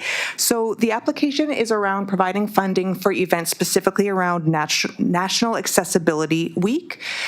So it is up to a 3-year program that we're able to develop. And based on the feedback from the committee, we have decided to target how we can showcase accessible access to some of the natural amenities and tourist activities and general activities within, starting with the Campbell River in the first year, and then moving on to further smaller communities, electoral areas, and working with First Nations in years 2 and 3. So part of the deliverables would be to set up sort of a precedent as to what these lived experience activities might be like, doing some evaluations as to what activities may already be accessible or what types of small changes could be done to increase their accessibility, and then spread that out throughout the regional district. At this time, it is just a proposal, so the application did not require full development of the entire project. They're looking to the proposals, and then any proposals that are funded will be pursued for full development. One of the main requirements was partnership with, of course, accessibility-related organizations, and we aim to partner with First Nations as well. So if we are successful, we will move through the process of really refining the deliverables and identifying our project partners. But we're hoping that this not only enhances accessibility within the Strathcona Regional District, but also provides a bit of an amenity that will be used for promotions and perhaps tourism and economic development throughout the areas that are featured as well. So hoping to sort of expand the benefits beyond just the accessibility community and make it really a benefit for the whole region. So happy to answer any questions if there are any, or to pull that out of the portal if nobody likes it. Thank you. Director Davis. Yeah, thanks, Chair. So at this point, there's no specific financial ask. We have developed an entire budget. So the grant funds 100% of the activities up to $180,000 for the specific stream that we're in. Because we have such a large regional district and wanted to expand it to touch on as many of the areas as we can, we did propose a 3-year stream and nearly maxed out that 180. So we are looking for $179,500 over 3 years. Thank you. Dr. Mawhinney? Thank you, Chair, and thank you for the report, and thank you for being proactive and getting it in advance. My question was around the accessibility committee that the SRD is a part of. I believe we have other members that represent other organizations, including, I believe, the Vancouver Island Regional Library and possibly other municipalities. I was curious if this was going to be a collaborative effort with those other committee organizations that we share space at that table with, or if it was intended to be directly or mostly an SRD project. Thank you. So no, one of the key requirements for the grant is collaboration. So we will be looking to collaborate with our partners on the accessibility committee, but also beyond that. So the committee does not reflect in any way the full range of organizations and community groups that support people with accessibility challenges. So we will be reaching out to anybody who wants to participate. The benefit of the library is that they have locations throughout many of our rural and remote areas, and they have already offered to let us use their facilities if we are successful. So yeah, definitely leveraging any of the assets or amenities that our partners can contribute to this to sort of maximize the funding. Thank you. Any other questions? We still need a seconder. Second. The twins. Okay. All in favor? Opposed? Seeing none, motion is carried. Number 16, Director Rice. I think we had options. Yeah, we got to move an option. Oh, sorry. I'll move that the board endorse the application submitted to the Employment and Social Development Canada's National Accessibility Week funding program for the Access for All Strathcona initiative, and that should the application be selected for funding, staff proceed with refining the proposal, engaging prospective project partners, negotiating any required funding and partnership agreements, and report back to the board with a detailed implementation plan and recommendations regarding acceptance of the funding. Second. Discussion. All in favor? Opposed? Seeing none, motion is carried. Director Rice. Thank you, Chair. I'd like to, on the matter of appointment of elected officials assent voting, I'd like to move that the report from the Chief Administration Officer be received. Second. Discussion. All in favor? Opposed? Seeing none, motion is carried. I'd like to move item B, that Edith Elizabeth Watson, Manager of Corporate Operations, and Betty Ann, sorry if I mispronounced your last name, Wiselove, Corporate Services Assistant, be appointed the Chief Election Officer and the Deputy Chief Election Officer, respectively, for assent voting on bylaws number 627, 643, 651, and 652. Second. Discussion. All in favor? Opposed? Seeing none, motion's carried. Director Wally, number 17. Your microphone, please. Concerning local government school district election agreement, Village of Saybrook, I move that the report from the CEO be received. Second. Discussion. Director Wally. Just a quick question. Who have we got for an officer in the village? Who did you pick? We haven't. Oh, but you're going to. Good. Thank you. All in favor? Opposed?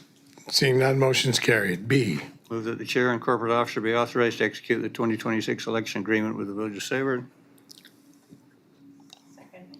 Discussion. I just have questions. Director Wally was asking if they've secured a chief election officer. Is that what you're asking? The report says that that you have. Yeah, we haven't announced it yet. We just did. We're looking for an assistant for the gentleman as well.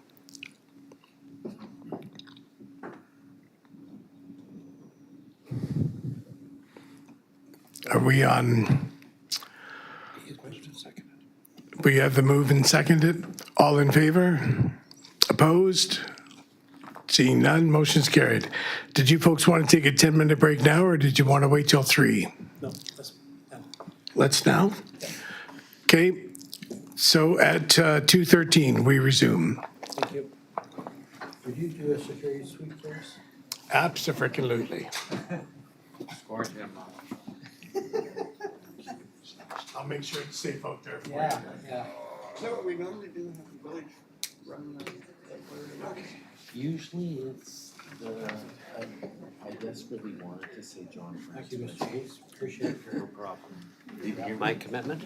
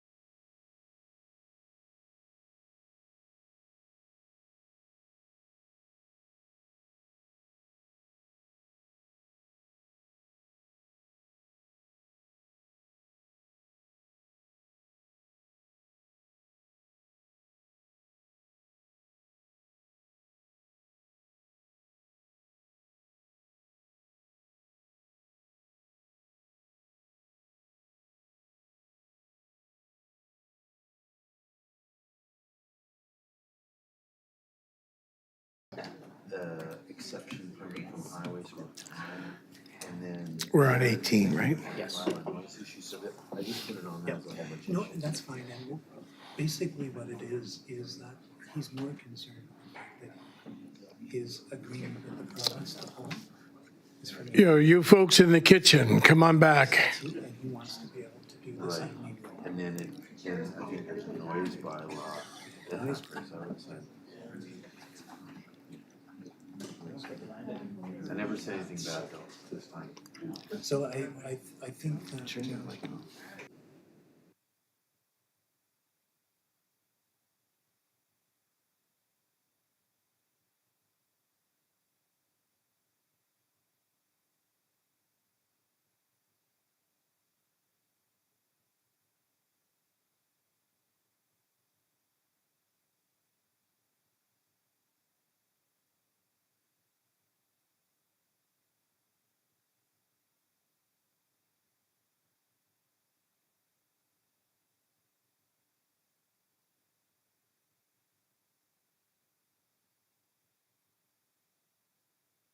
I'll move receipt of the CEO's report for the Community Disaster Awareness Assistant.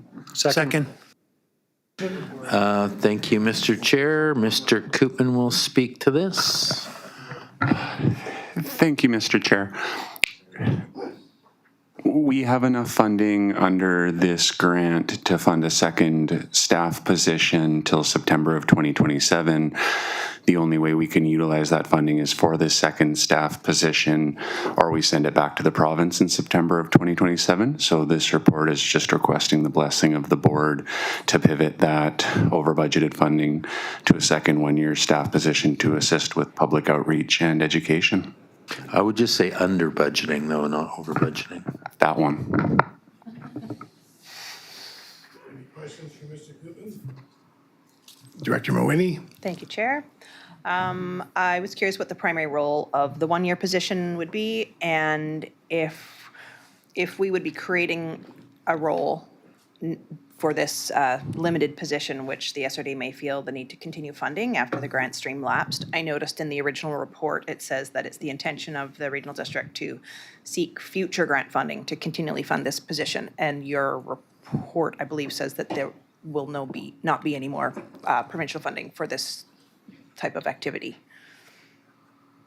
unless I misread that. So maybe I can help answer it. Mr. Koopman's famous for getting funding for term employees, and majority of his group, I believe, are term employees, and so they come and go as their term ends, and those that are permanent stay permanent. So this is identified as a term, and so we don't have any trouble with that as they end. But if he's successful finding greater funding for it, he comes back and says, I can hang on to these people for X amount of time.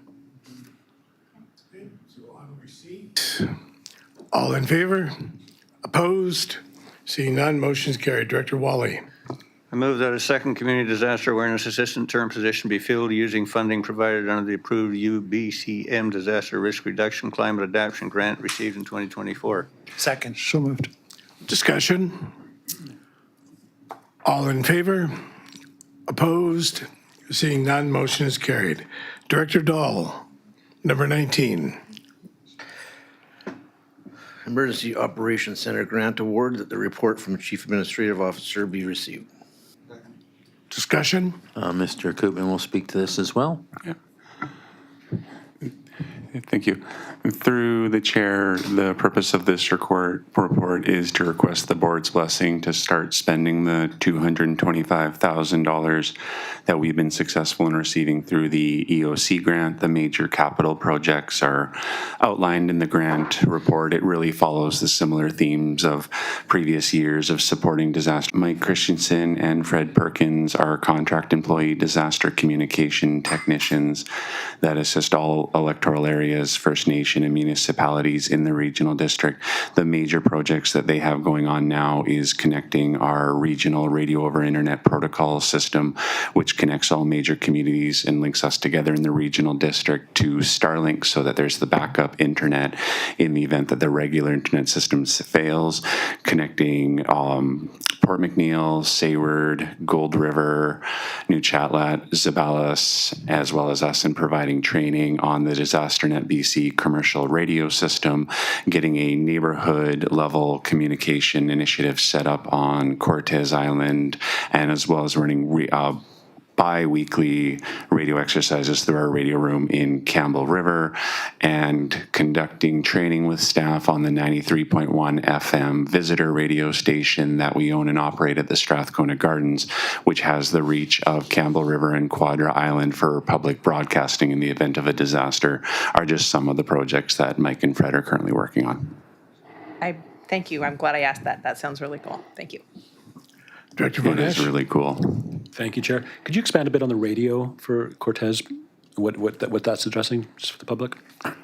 Yeah, absolutely. So through the chair, there are about, so we have regional public safety lifeline volunteer teams, emergency support services, emotional support, pet care teams, and disaster communication is just one of those teams. We've just started a fledgling program on Cortez over the last 6 months, which has about 6 members in it. And really the purview of that right now is incorporating them with them being able to do public broadcasting at CKTZ, your local community radio station, and getting handhelds in each of their hands that connect to our radio over an internet protocol system so that they can serve as base stations to communicate situational awareness in the event that regular communication systems go down during like prolonged power outages, storms, etc. Thank you.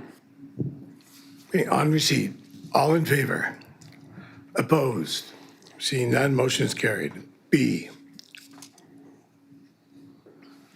That the 2026-2030 financial plan be amended to incorporate $225,100 from the 2026 Emergency Operations Center grant to fund activities identified in the July 28, 2026 report from the Chief Administrative Officer. Second. Discussion? All in favor? Oh, discussion, Director Dahl? I just wondered if you could break down the $128,000 that is specified in the report and how that is being used. I asked staff about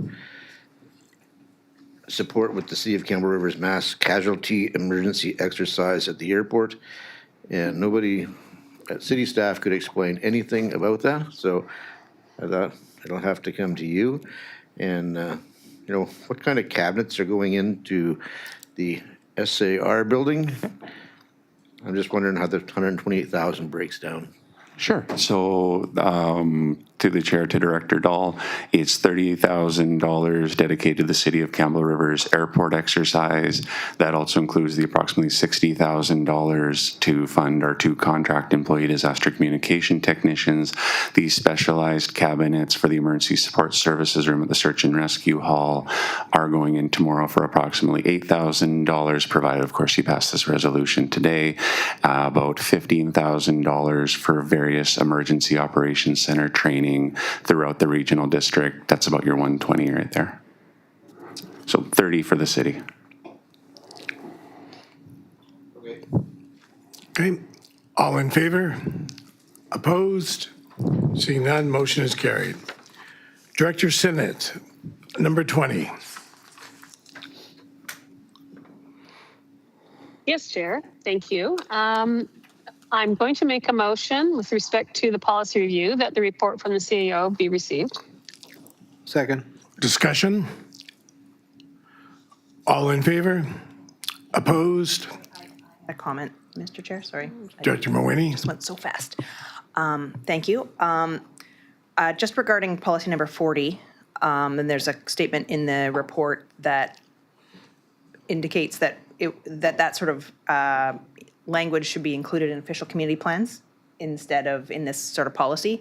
So I have a follow-up motion following this, just to make sure that that Following gets covered. receipt? Thanks. Could you see if your mic is doing the same thing? It seems weak there. Can you just pull the back in? Yeah, thanks. Checkity check. Is it better now? Okay, still on receipt? All in favor? Opposed? Seeing none, motion is carried. B. Yes, Chair, thank you. I'll make a motion that policies number 40, 42, 43, 47, and 62 enacted by the Kobuk Strathcona Regional District and inherited by the Strathcona Regional District be revoked. Second.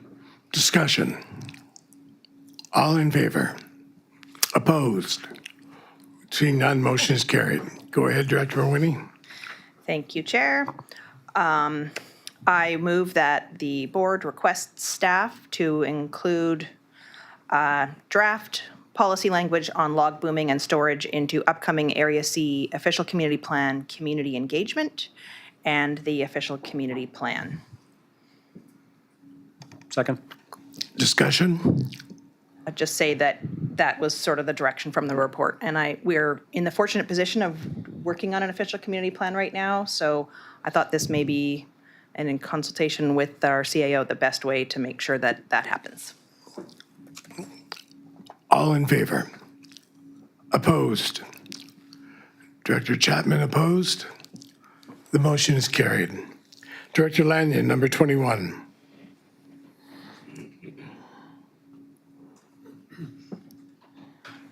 Thank you, Chair. Invoices exceeding staff authority. A, I move that the report from the CAO be received. Discussion?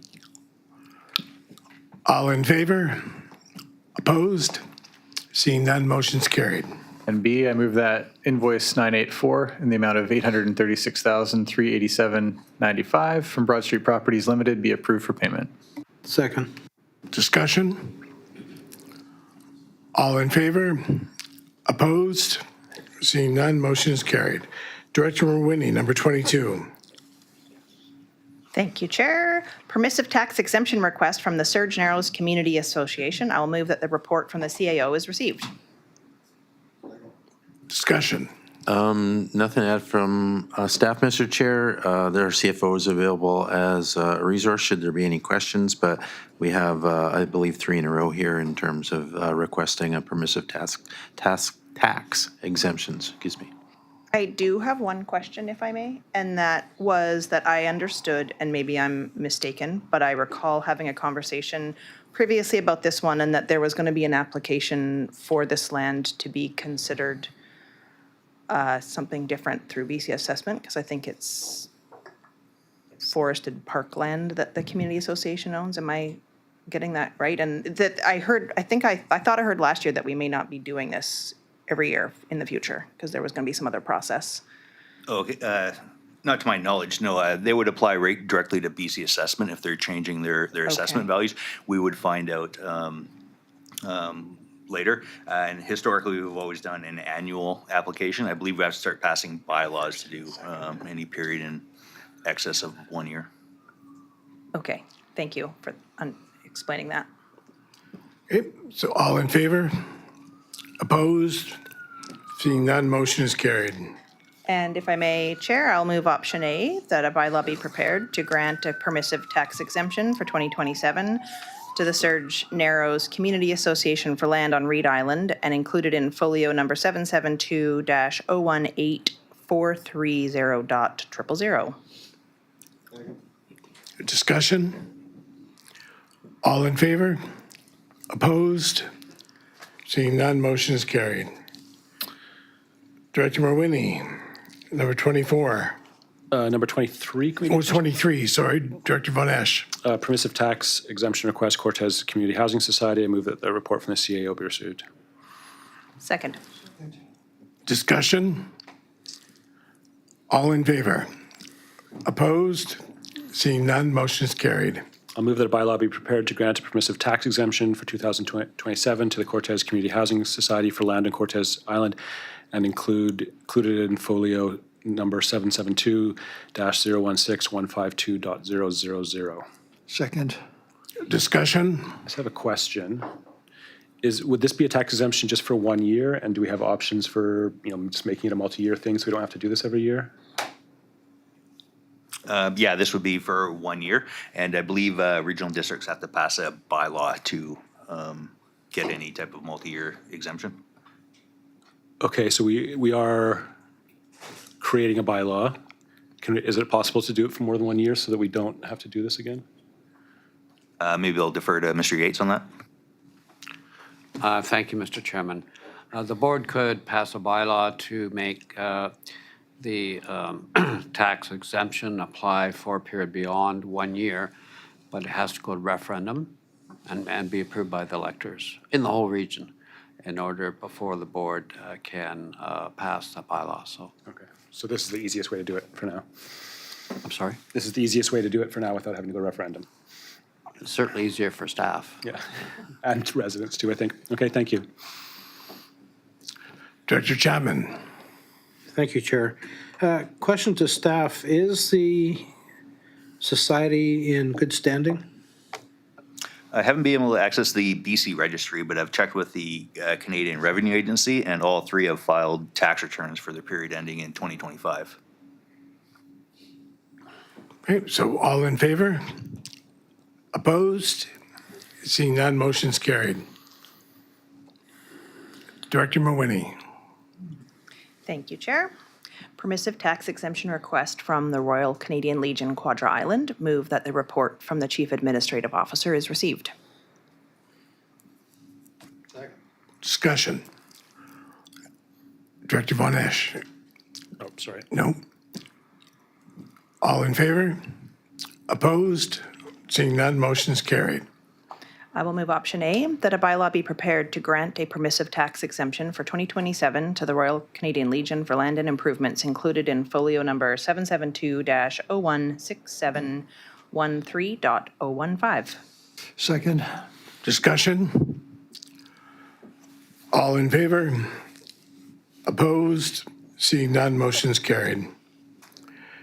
Director Chapman. Number 25. Media engagement by regional district representatives. I move that the report from the Chief Administrative Officer be received. Discussion. All in favor? Opposed? Seeing none, motion's carried. Director Wally, number 26. Concerning Director Code of Conduct, I move the report from the CAO be received. Second. Discussion.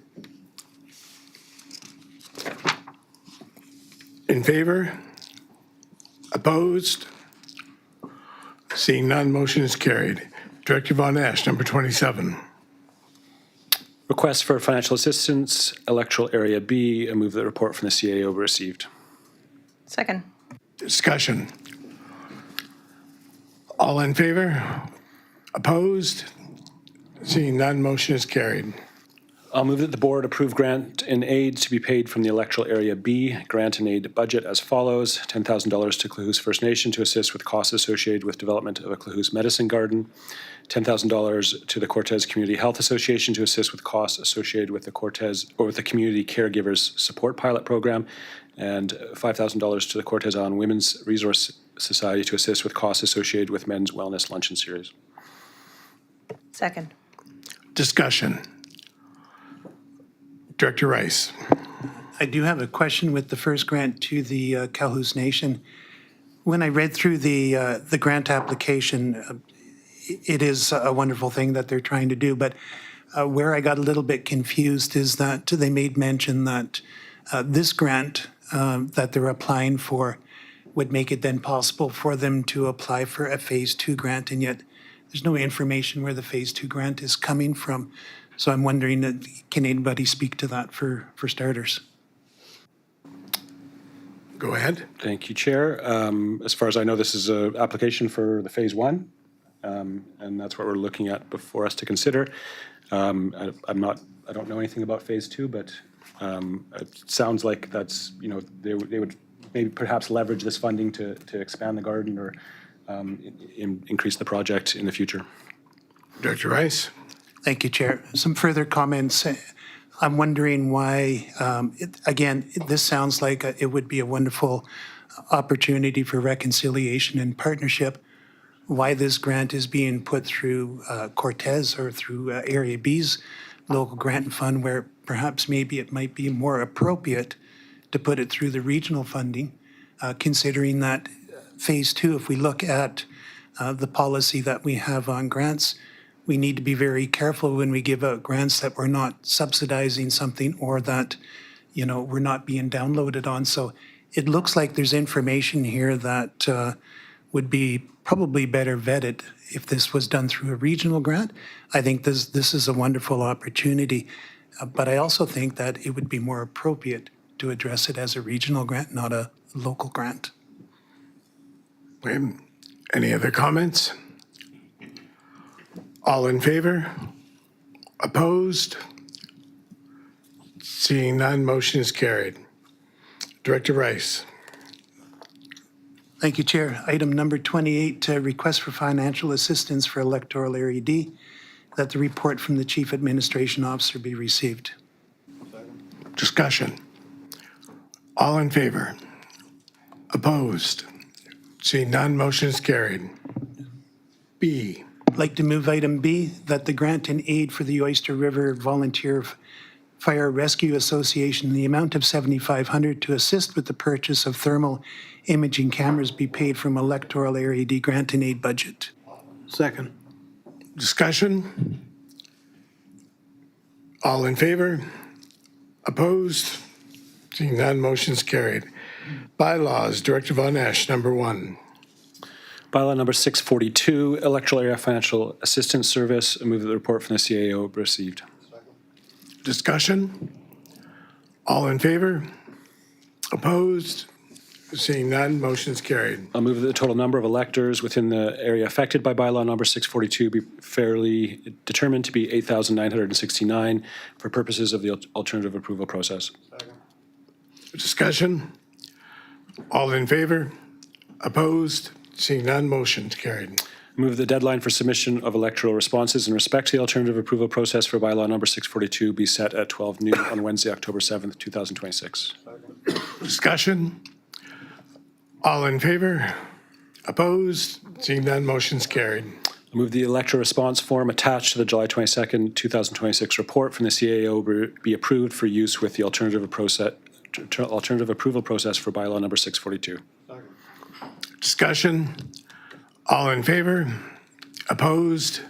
Seeing none, motion is carried. Director Lanyon, number 2. Thank you, Chair. Regarding bylaw number 654, security issuing 2026. A, move that the report from the CAO be received. Second. Discussion. Mr. Chair, I just have a few comments on this that I think might be of interest to the board here. So what this is converting short-term borrowing into long-term borrowing, and it's the agreement that we had with City West for 4 or 5 communities to build out last mile funding. So we would borrow money on their behalf and they would pay it back. So now they've just borrowed some money and we're just converting that to a long-term debt. In the report, you'll see that City West had borrowed, or we have borrowed on their behalf, and they're making the payments on almost $8 million. What that built in last mile, to give you some perspective about why we have so many challenges in rural remote communities of getting last mile funding, as Director Lott knows, we built about 350 fiber to the home connections in Gold River, which is about half of Gold River.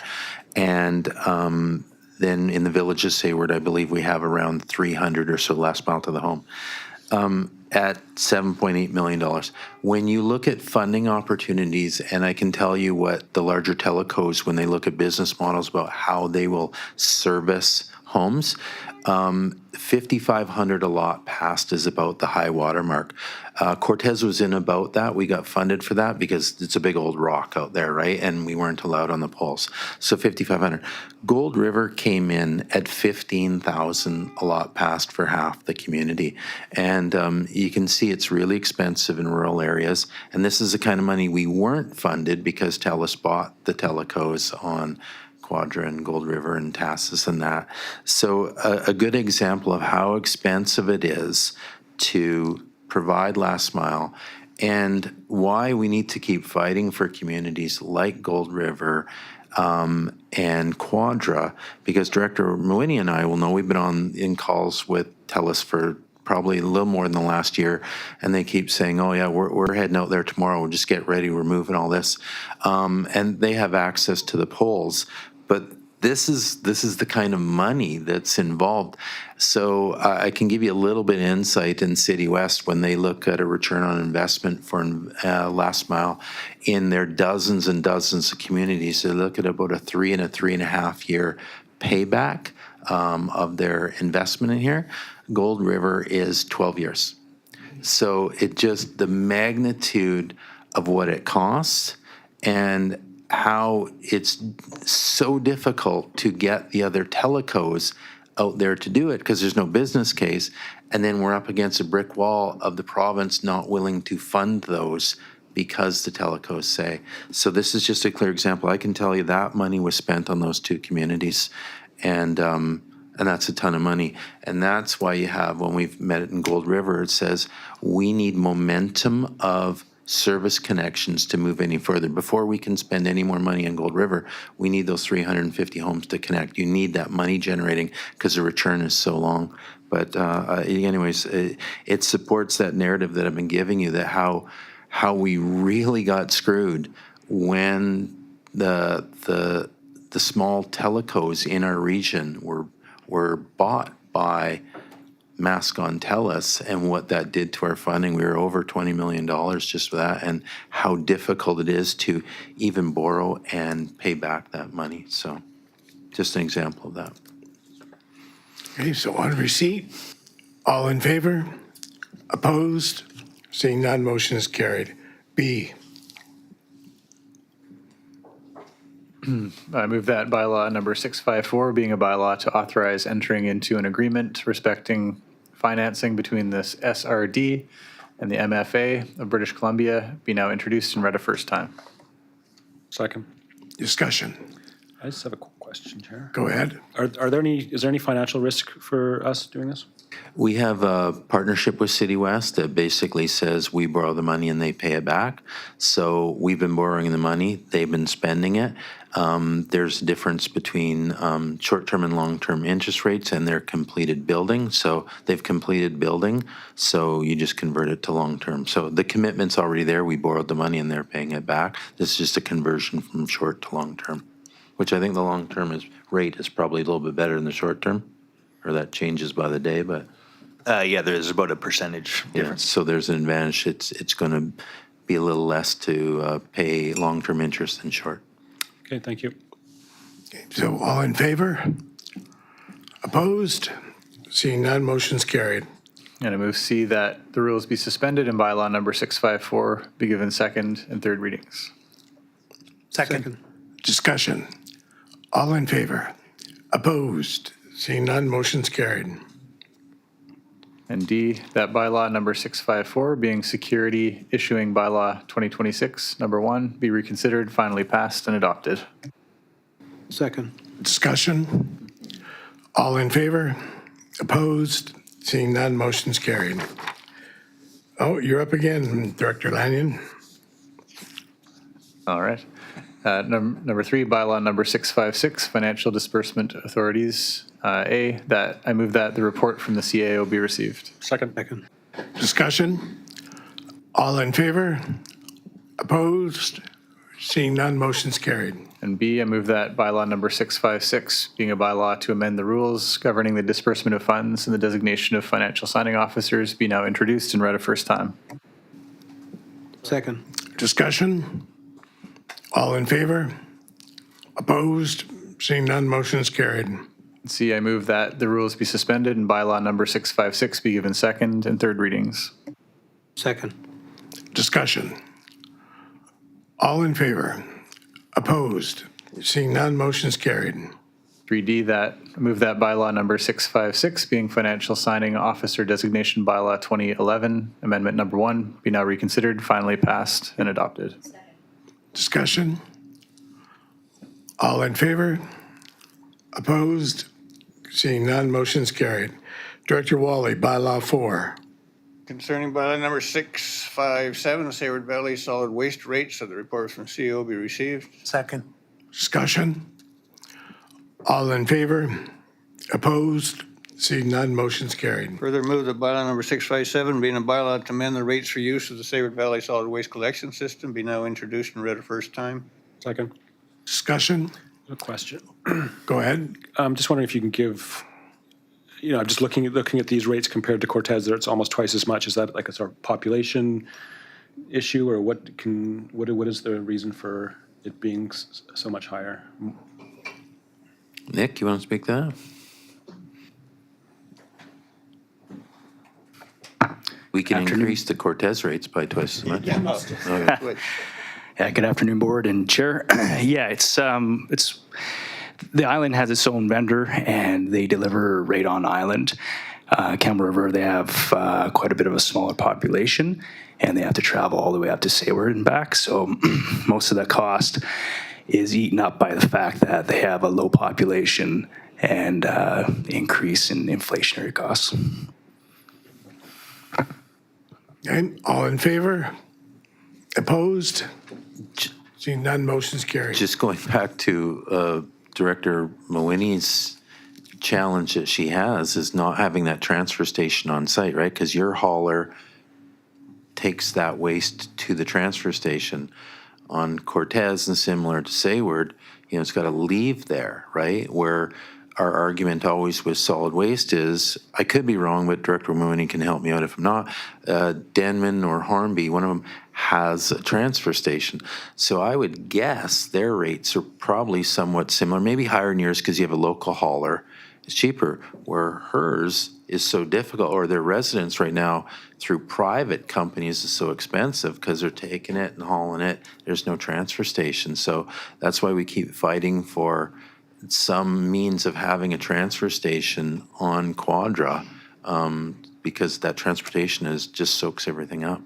Okay, so this includes the tipping fees then for? No, I don't believe it does. Okay. No, but you're hauling, you're definitely beneficial. Like Quadra, I would love to have a local hauler on Quadra. It would help out big time, but that local hauler is still going to need somewhere to dump it. You have somewhere on island to dump it, but then you're getting a reasonable rate in terms of tipping fees as well, because that goes solid waste. They take everything that they collect there from people coming up individually to the hauler, take it off, and you pay the tipping fee. So you still got the best way to do it. You've got it going on right now, but Area C should have something similar to that, but they don't. I move that the rules be suspended and bylaw number 657 be given second and third readings. Second. Discussion? All in favor? Opposed? Seeing none, motion is carried. And finally, I move that bylaw number 657 being Sayward Valley Solid Waste Collection Rates and Regulations bylaw 2014, amendment number 5 be now reconsidered, finally passed and adopted. Second. Discussion? All in favor? Opposed? Seeing none, carried. Director Sinnott, number 5.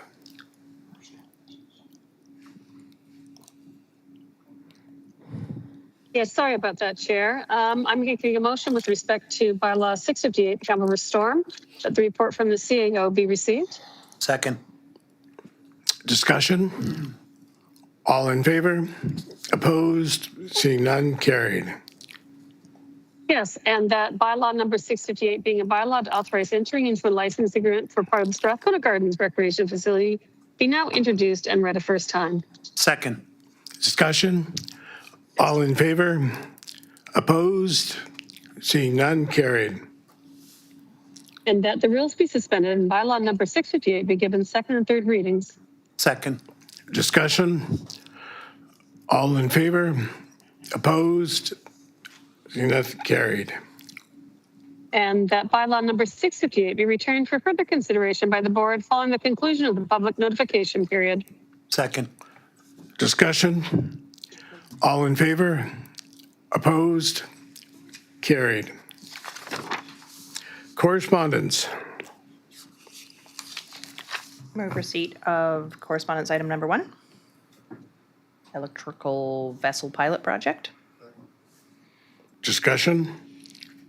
I had a question, Chair. Go ahead. This is a correspondence from a constituent of Area C who we are fortunate at the SRD to have actually had a ride from him yesterday and occasionally when we're having official community plan meetings. And he's seeking information about ways to find grant funding to work on a electric propulsion for a vessel as a sort of a pilot project. And, you know, I think the issue is that when you're just a regular citizen, you may not necessarily know how to even access that kind of information. I'm wondering if there's any possibility or suggestions that staff would be able to even give direction on like where to look for that kind of thing to somebody like this. I think if I can, maybe Chair, just direct them to Sheena.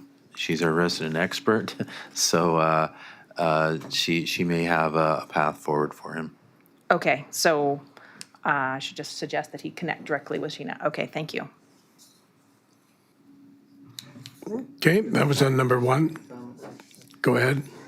Yeah, I was just going to say, I think as I recall, for us being a commercial operation, that the regional district doesn't fund commercial enterprises. I don't believe he's looking for a grant from us. He's looking for information on where or how to find ways to apply for grants. Okay, we still have 2 to 5 to be received. Move receipt of 2 to 5. Move receipt of 2 to 5. Thank you. Pardon me? Yes. Yeah, we dealt with 1. All in favor? I had a question about item number 4. If I Go may. ahead. That was an item of correspondence from the Regional District of Central Okanagan regarding local government climate action program. And I was just wondering from the CAO's perspective, if it would be beneficial for our board to consider a similar letter. I believe that most of our the climate action funding that we receive here at the board has been supporting upgrades at Strathcona Gardens to make it more climate neutral. Just wondering if there was any thoughts on that. I think Mr. Harmston can help me out in this, but I do believe that funding is gone. But I do believe that we used the funding for this administration building, did we not? Is it the CAREB funding, Mike?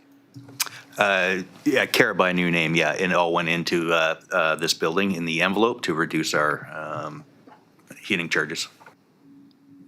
So there was an annual grant that came, and all local governments got it. We took that, I think it was 86,000 or something around there, and we put that into this building, and so that's where the money went. And they've ended that program. And so what I believe is the regional district, their correspondents say you should continue funding that. So if the board wants to join in and supporting that letter, happy to do it. But that's what it was related to, that climate action funding that everyone just got. Okay. Well, I'm not sure how to do that. I guess after we move receipt of these 4 items of correspondence, maybe we could entertain a motion to send our own correspondence to the province. Okay, receipt of 2 to 5. All in favor? Opposed? Seeing none, motion is carried. Go ahead, Director Moyni. Thank you, Chair. I would move that the chair, on behalf of the board, write a letter to the Premier and Minister of Energy and Climate Solutions requesting continuation and commitment to the local government climate action program funding stream. Second. Go ahead, Director Wally. Yeah, my only problem with this is that anything the government does, since they're broke, will be borrowed money, and we are all paying interest on that. So I'm not really in favor of this. Do we have a second? All in favor? Opposed? Director Wally, Director Kerr, Director Dahl, and Director Chapman. Director Lanyon, sorry, were you opposed? And online, Director Sinnott's opposed. The motion's defeated. Members' reports, none. Management reports, none. New business, Director Rice. Thank you, Chair. There's a few things here on new business, but essentially what I'm looking for is a board endorsement on our noise bylaw. The reason that I'm looking for that is that it would be a very temporary amendment to our noise bylaw. We've got quite a bit of work that is happening in Area D, particularly on Glenmore Road. And this is work being undertaken by the Ministry of Transportation. This is much needed work that is being done on the roads. It's a matter of the ministry is reclaiming their rights of way, they're widening Glenmore, and then there'll be resurfacing of Glenmore. The work that is happening in the evening, the ministry has already pulled the appropriate permits, but we have a local trucking firm, which is Oviatt Trucking, that also has a permit with the province to haul gravel only through the hours of 8 till 5, and he is rather concerned that if he was to work in the evening on this project, that he would receive complaints from the residents because they know full well that he has a permit of 8 to 5. And he's also concerned that that may put his provincial permit in jeopardy.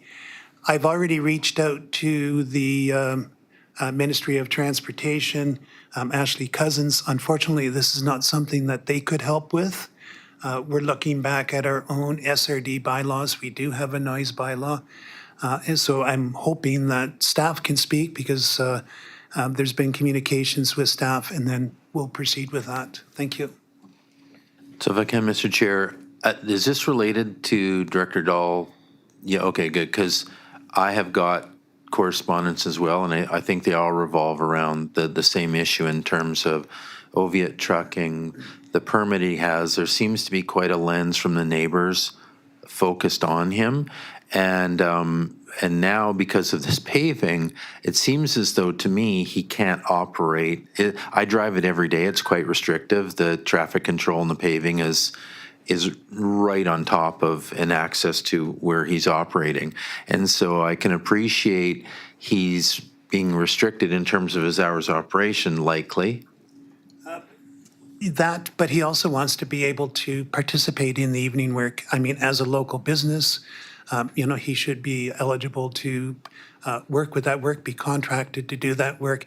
And he's quite concerned that if he does take on that evening work, that it would be at the peril of his permit that he has with the province to haul gravel. He's also concerned that the residents he's quite concerned that there's going to be complaints from the residents that he's operating outside of his hours of the permit itself. Right. So practically speaking, so he has his permit to operate and these hours of operation. And I think the only thing where we get involved is noise bylaw complaints. So let's say I don't know if he can get granted access outside those hours or not, or whether he just does it. But practically speaking, what would likely happen then, people would phone our bylaw and make a noise complaint, and then we would enforce it. I'm not sure how long the paving is going. They're making significant progress. It can't seem to be more than a week, I wouldn't imagine, but. Again, I'm hoping that staff have more details that they could speak. The work has been delayed. It's going to start next week, so that's the urgency on it. And I believe, and staff can correct me, that it's for evenings over a period of 4 weeks, but I could be wrong on that. But we wouldn't enforce any of that. Like his permit, we don't enforce his permit, right? Like he has a. You're correct. The permit he has is through the Ministry of Transportation, so it's not terms or conditions. Or Energy and Mines, I believe. Right. He has multiple, but yeah. Right. So all our role would be is receiving, I believe, a noise complaint and then enforcing it. So that's the only thing I think we control. That is correct. Right. Okay. Director Wally, and then Director Dahl. Yeah, I've got a question for staff. Does driving a gravel truck actually break a noise bylaw regulation? It's not the driving of the gravel truck. Certainly driving a truck of any type on our public roads is permitted at all hours of the day or night.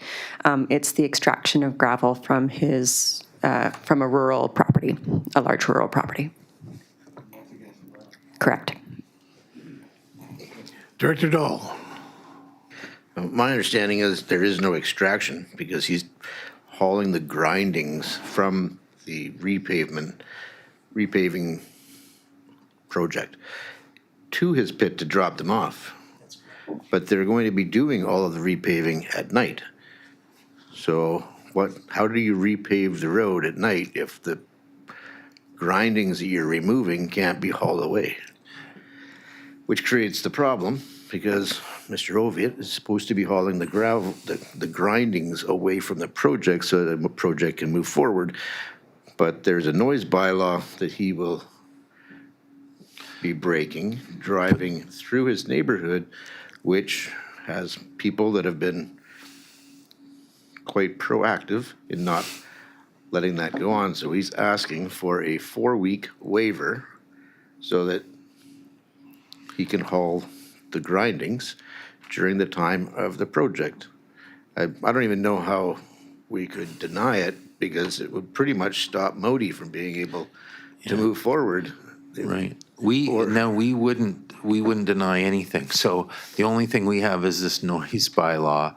And if he feels he's operating within the permit to do what he wants, I would suggest he keeps doing what he feels is appropriate under the permit, because we have no authority. All we'll do is if somebody complains about the noise, we'll investigate it. You can imagine the window of time that would consume, and likely the project's over by then. Director Rice? Thank you, Chair. And just to expand on Director Dahl there, yes, he's not hauling anything out of his gravel pit. It's that he wants to be able to receive the asphalt grindings. There is quite a use for those grindings. He needs to be able to truck them somewhere. And the most appropriate place for him to truck them is back to where his gravel pit is. He doesn't wish to, confuse the neighbors, particularly on the noise aspect of it. So I was correct in the 4 weeks, that's what he's asking for. And I think it's a reasonable exception that, that way at least bylaw is able then to field those inquiries from folks. This work needs to go on. It's one of these things where the residents have been quite proactive in asking me for the last 3 years, why isn't the Ministry of Transportation fixing this road, because they know that Oviatt hauls gravel over it. The road is taking a beating. Finally, now the road is being worked on. It's going to be nice. It's going to be wide. It's going to be resurfaced. But, again, there seems to be this one stumbling block. When I reached out to Ashley Cousins, she suggested that, we start trying to perhaps maybe go back to the province on the permitting. This work needs to commence next week. So I think the simplest is if the board will endorse an exception on the noise bylaw over the period that this work is going to be done. Well, so if again, just to be clear, we don't have any complaints to deal with right now. So what we can do is if we get a complaint, we'll investigate the complaint and we can bring it back to the board if we need direction. That is just inherently going to consume an amount of time, and I'll bet the work's over by then, to be honest. Like, this is the thing about noise complaints. They happen, they're over, you investigate it, you said there was noise. I mean, what do you do about it? That paving, they have got signed that it's happening, the activity is signed 24 hours a day. So, I mean, we have a noise bylaw, but somebody, I suppose, in the area could make a noise complaint to planning tomorrow that the paving company is violating. It's nothing to do with the permit, right? Like, so, look, it's a disruption, I get it. And the noise seems to be an issue where folks maybe that, are not happy with the operation. It's a conduit to making a complaint. But there's a lot of noise going on and there's a lot of activity going on 24 hours a day. I'm not sure in this circumstances. I think it's the first time it's been paved in 10 years, probably, maybe longer. I'm not sure we even need to do anything. Just let whatever happens, we'll do our work. And if it's necessary, we'll bring it to the board. And, guess what? Our next board meeting is late August and everything is going to be done, right? I'm not trying to give him a path forward, but practically speaking, that's all we can do. And it will be over by the time the next board meeting happens. Okay, thank you for that. And I'll speak to Mike tonight when I get home. Thanks. Okay, Director Lanyon, well, Director Kerr first. Thank you, Chair. And I'm just thinking maybe we could be proactive and just give him a waiver, even if it doesn't mean anything. He's got a waiver. He can tell the complainers that there's a waiver. The trouble is with situations like this, there could be a problem. We don't have another meeting, so we can't correct it. It's the trucker that's stuck with it. And if somewhere along the line, something falls through the cracks, he's the one that's going to get stuck. So be proactive, even if it's just a piece of paper saying, Yeah. then, there is something out there. Even if it doesn't mean anything, it's better than nothing. Yeah, so Director Kerr's been on here a long time, so if you want to make a motion, you know what? Board can make whatever motion they want. Yeah. doesn't matter. Sorry, just to, maybe I'll defer to Mr. Yates on this, but being that it is a bylaw that is at question, there is no mechanism within the bylaw for a waiver.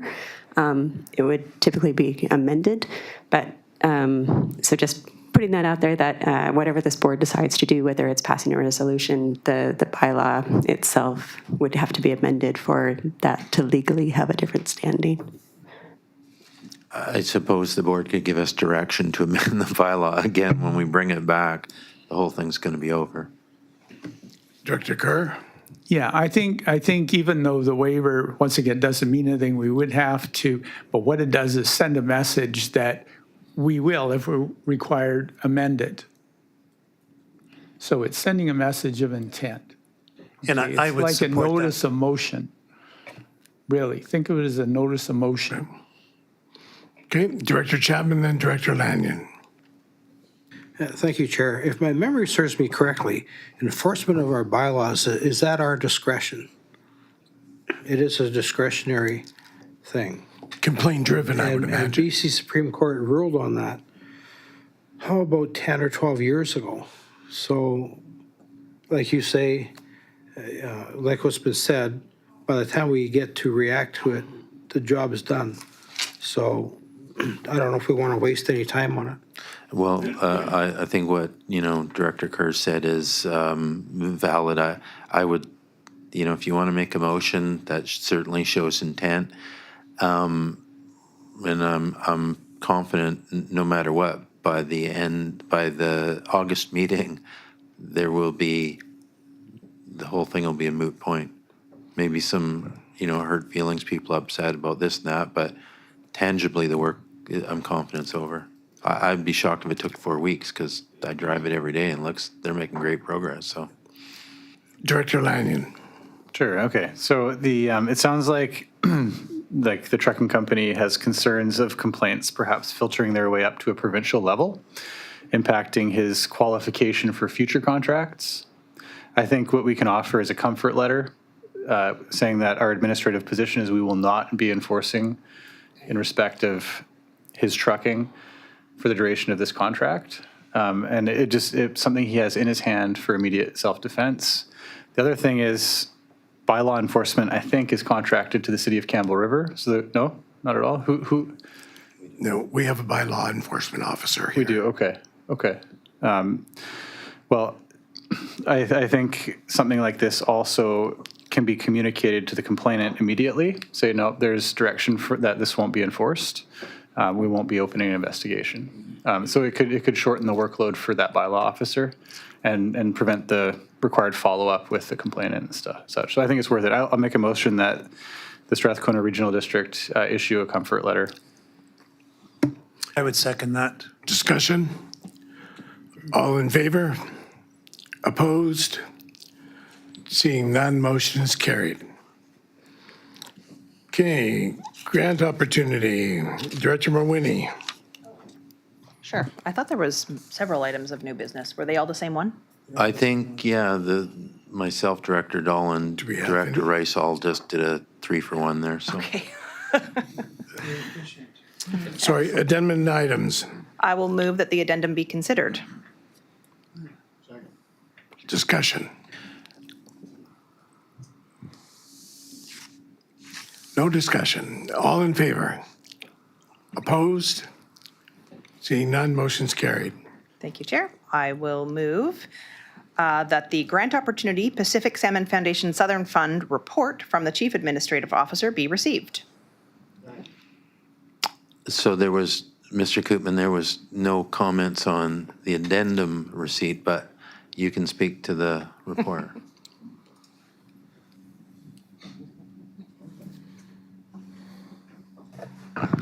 Through the chair.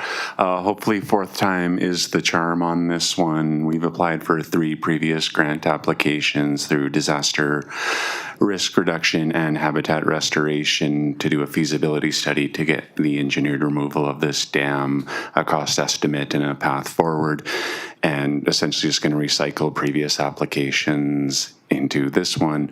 We have full support from the Department of Fisheries and Oceans and the Quad Island Salmon Foundation as partners on this.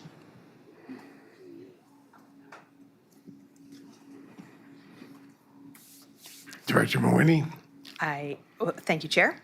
I'm just really grateful for your determination to help find a solution for this issue for Pidcock Creek. So thank you very much, Mr. Koopman.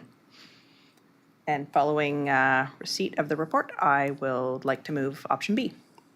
Okay, so all in favor? Opposed? Seeing none, motion's carried. Thank you, Chair. I will move that an application be submitted to the 2026 Pacific Salmon Commission Southern Fund Grant Program for funding to obtain engineered design options for removing the Pidcock Creek Dam, and that the Regional District commit to overall management of the grant if the application is successful. Discussion? All in favor? Opposed? Seeing none, motion is carried. B. No, we just did B. Closed session. That the report from the CAO be received. Discussion? All in favor? Opposed? Seeing none, motion go.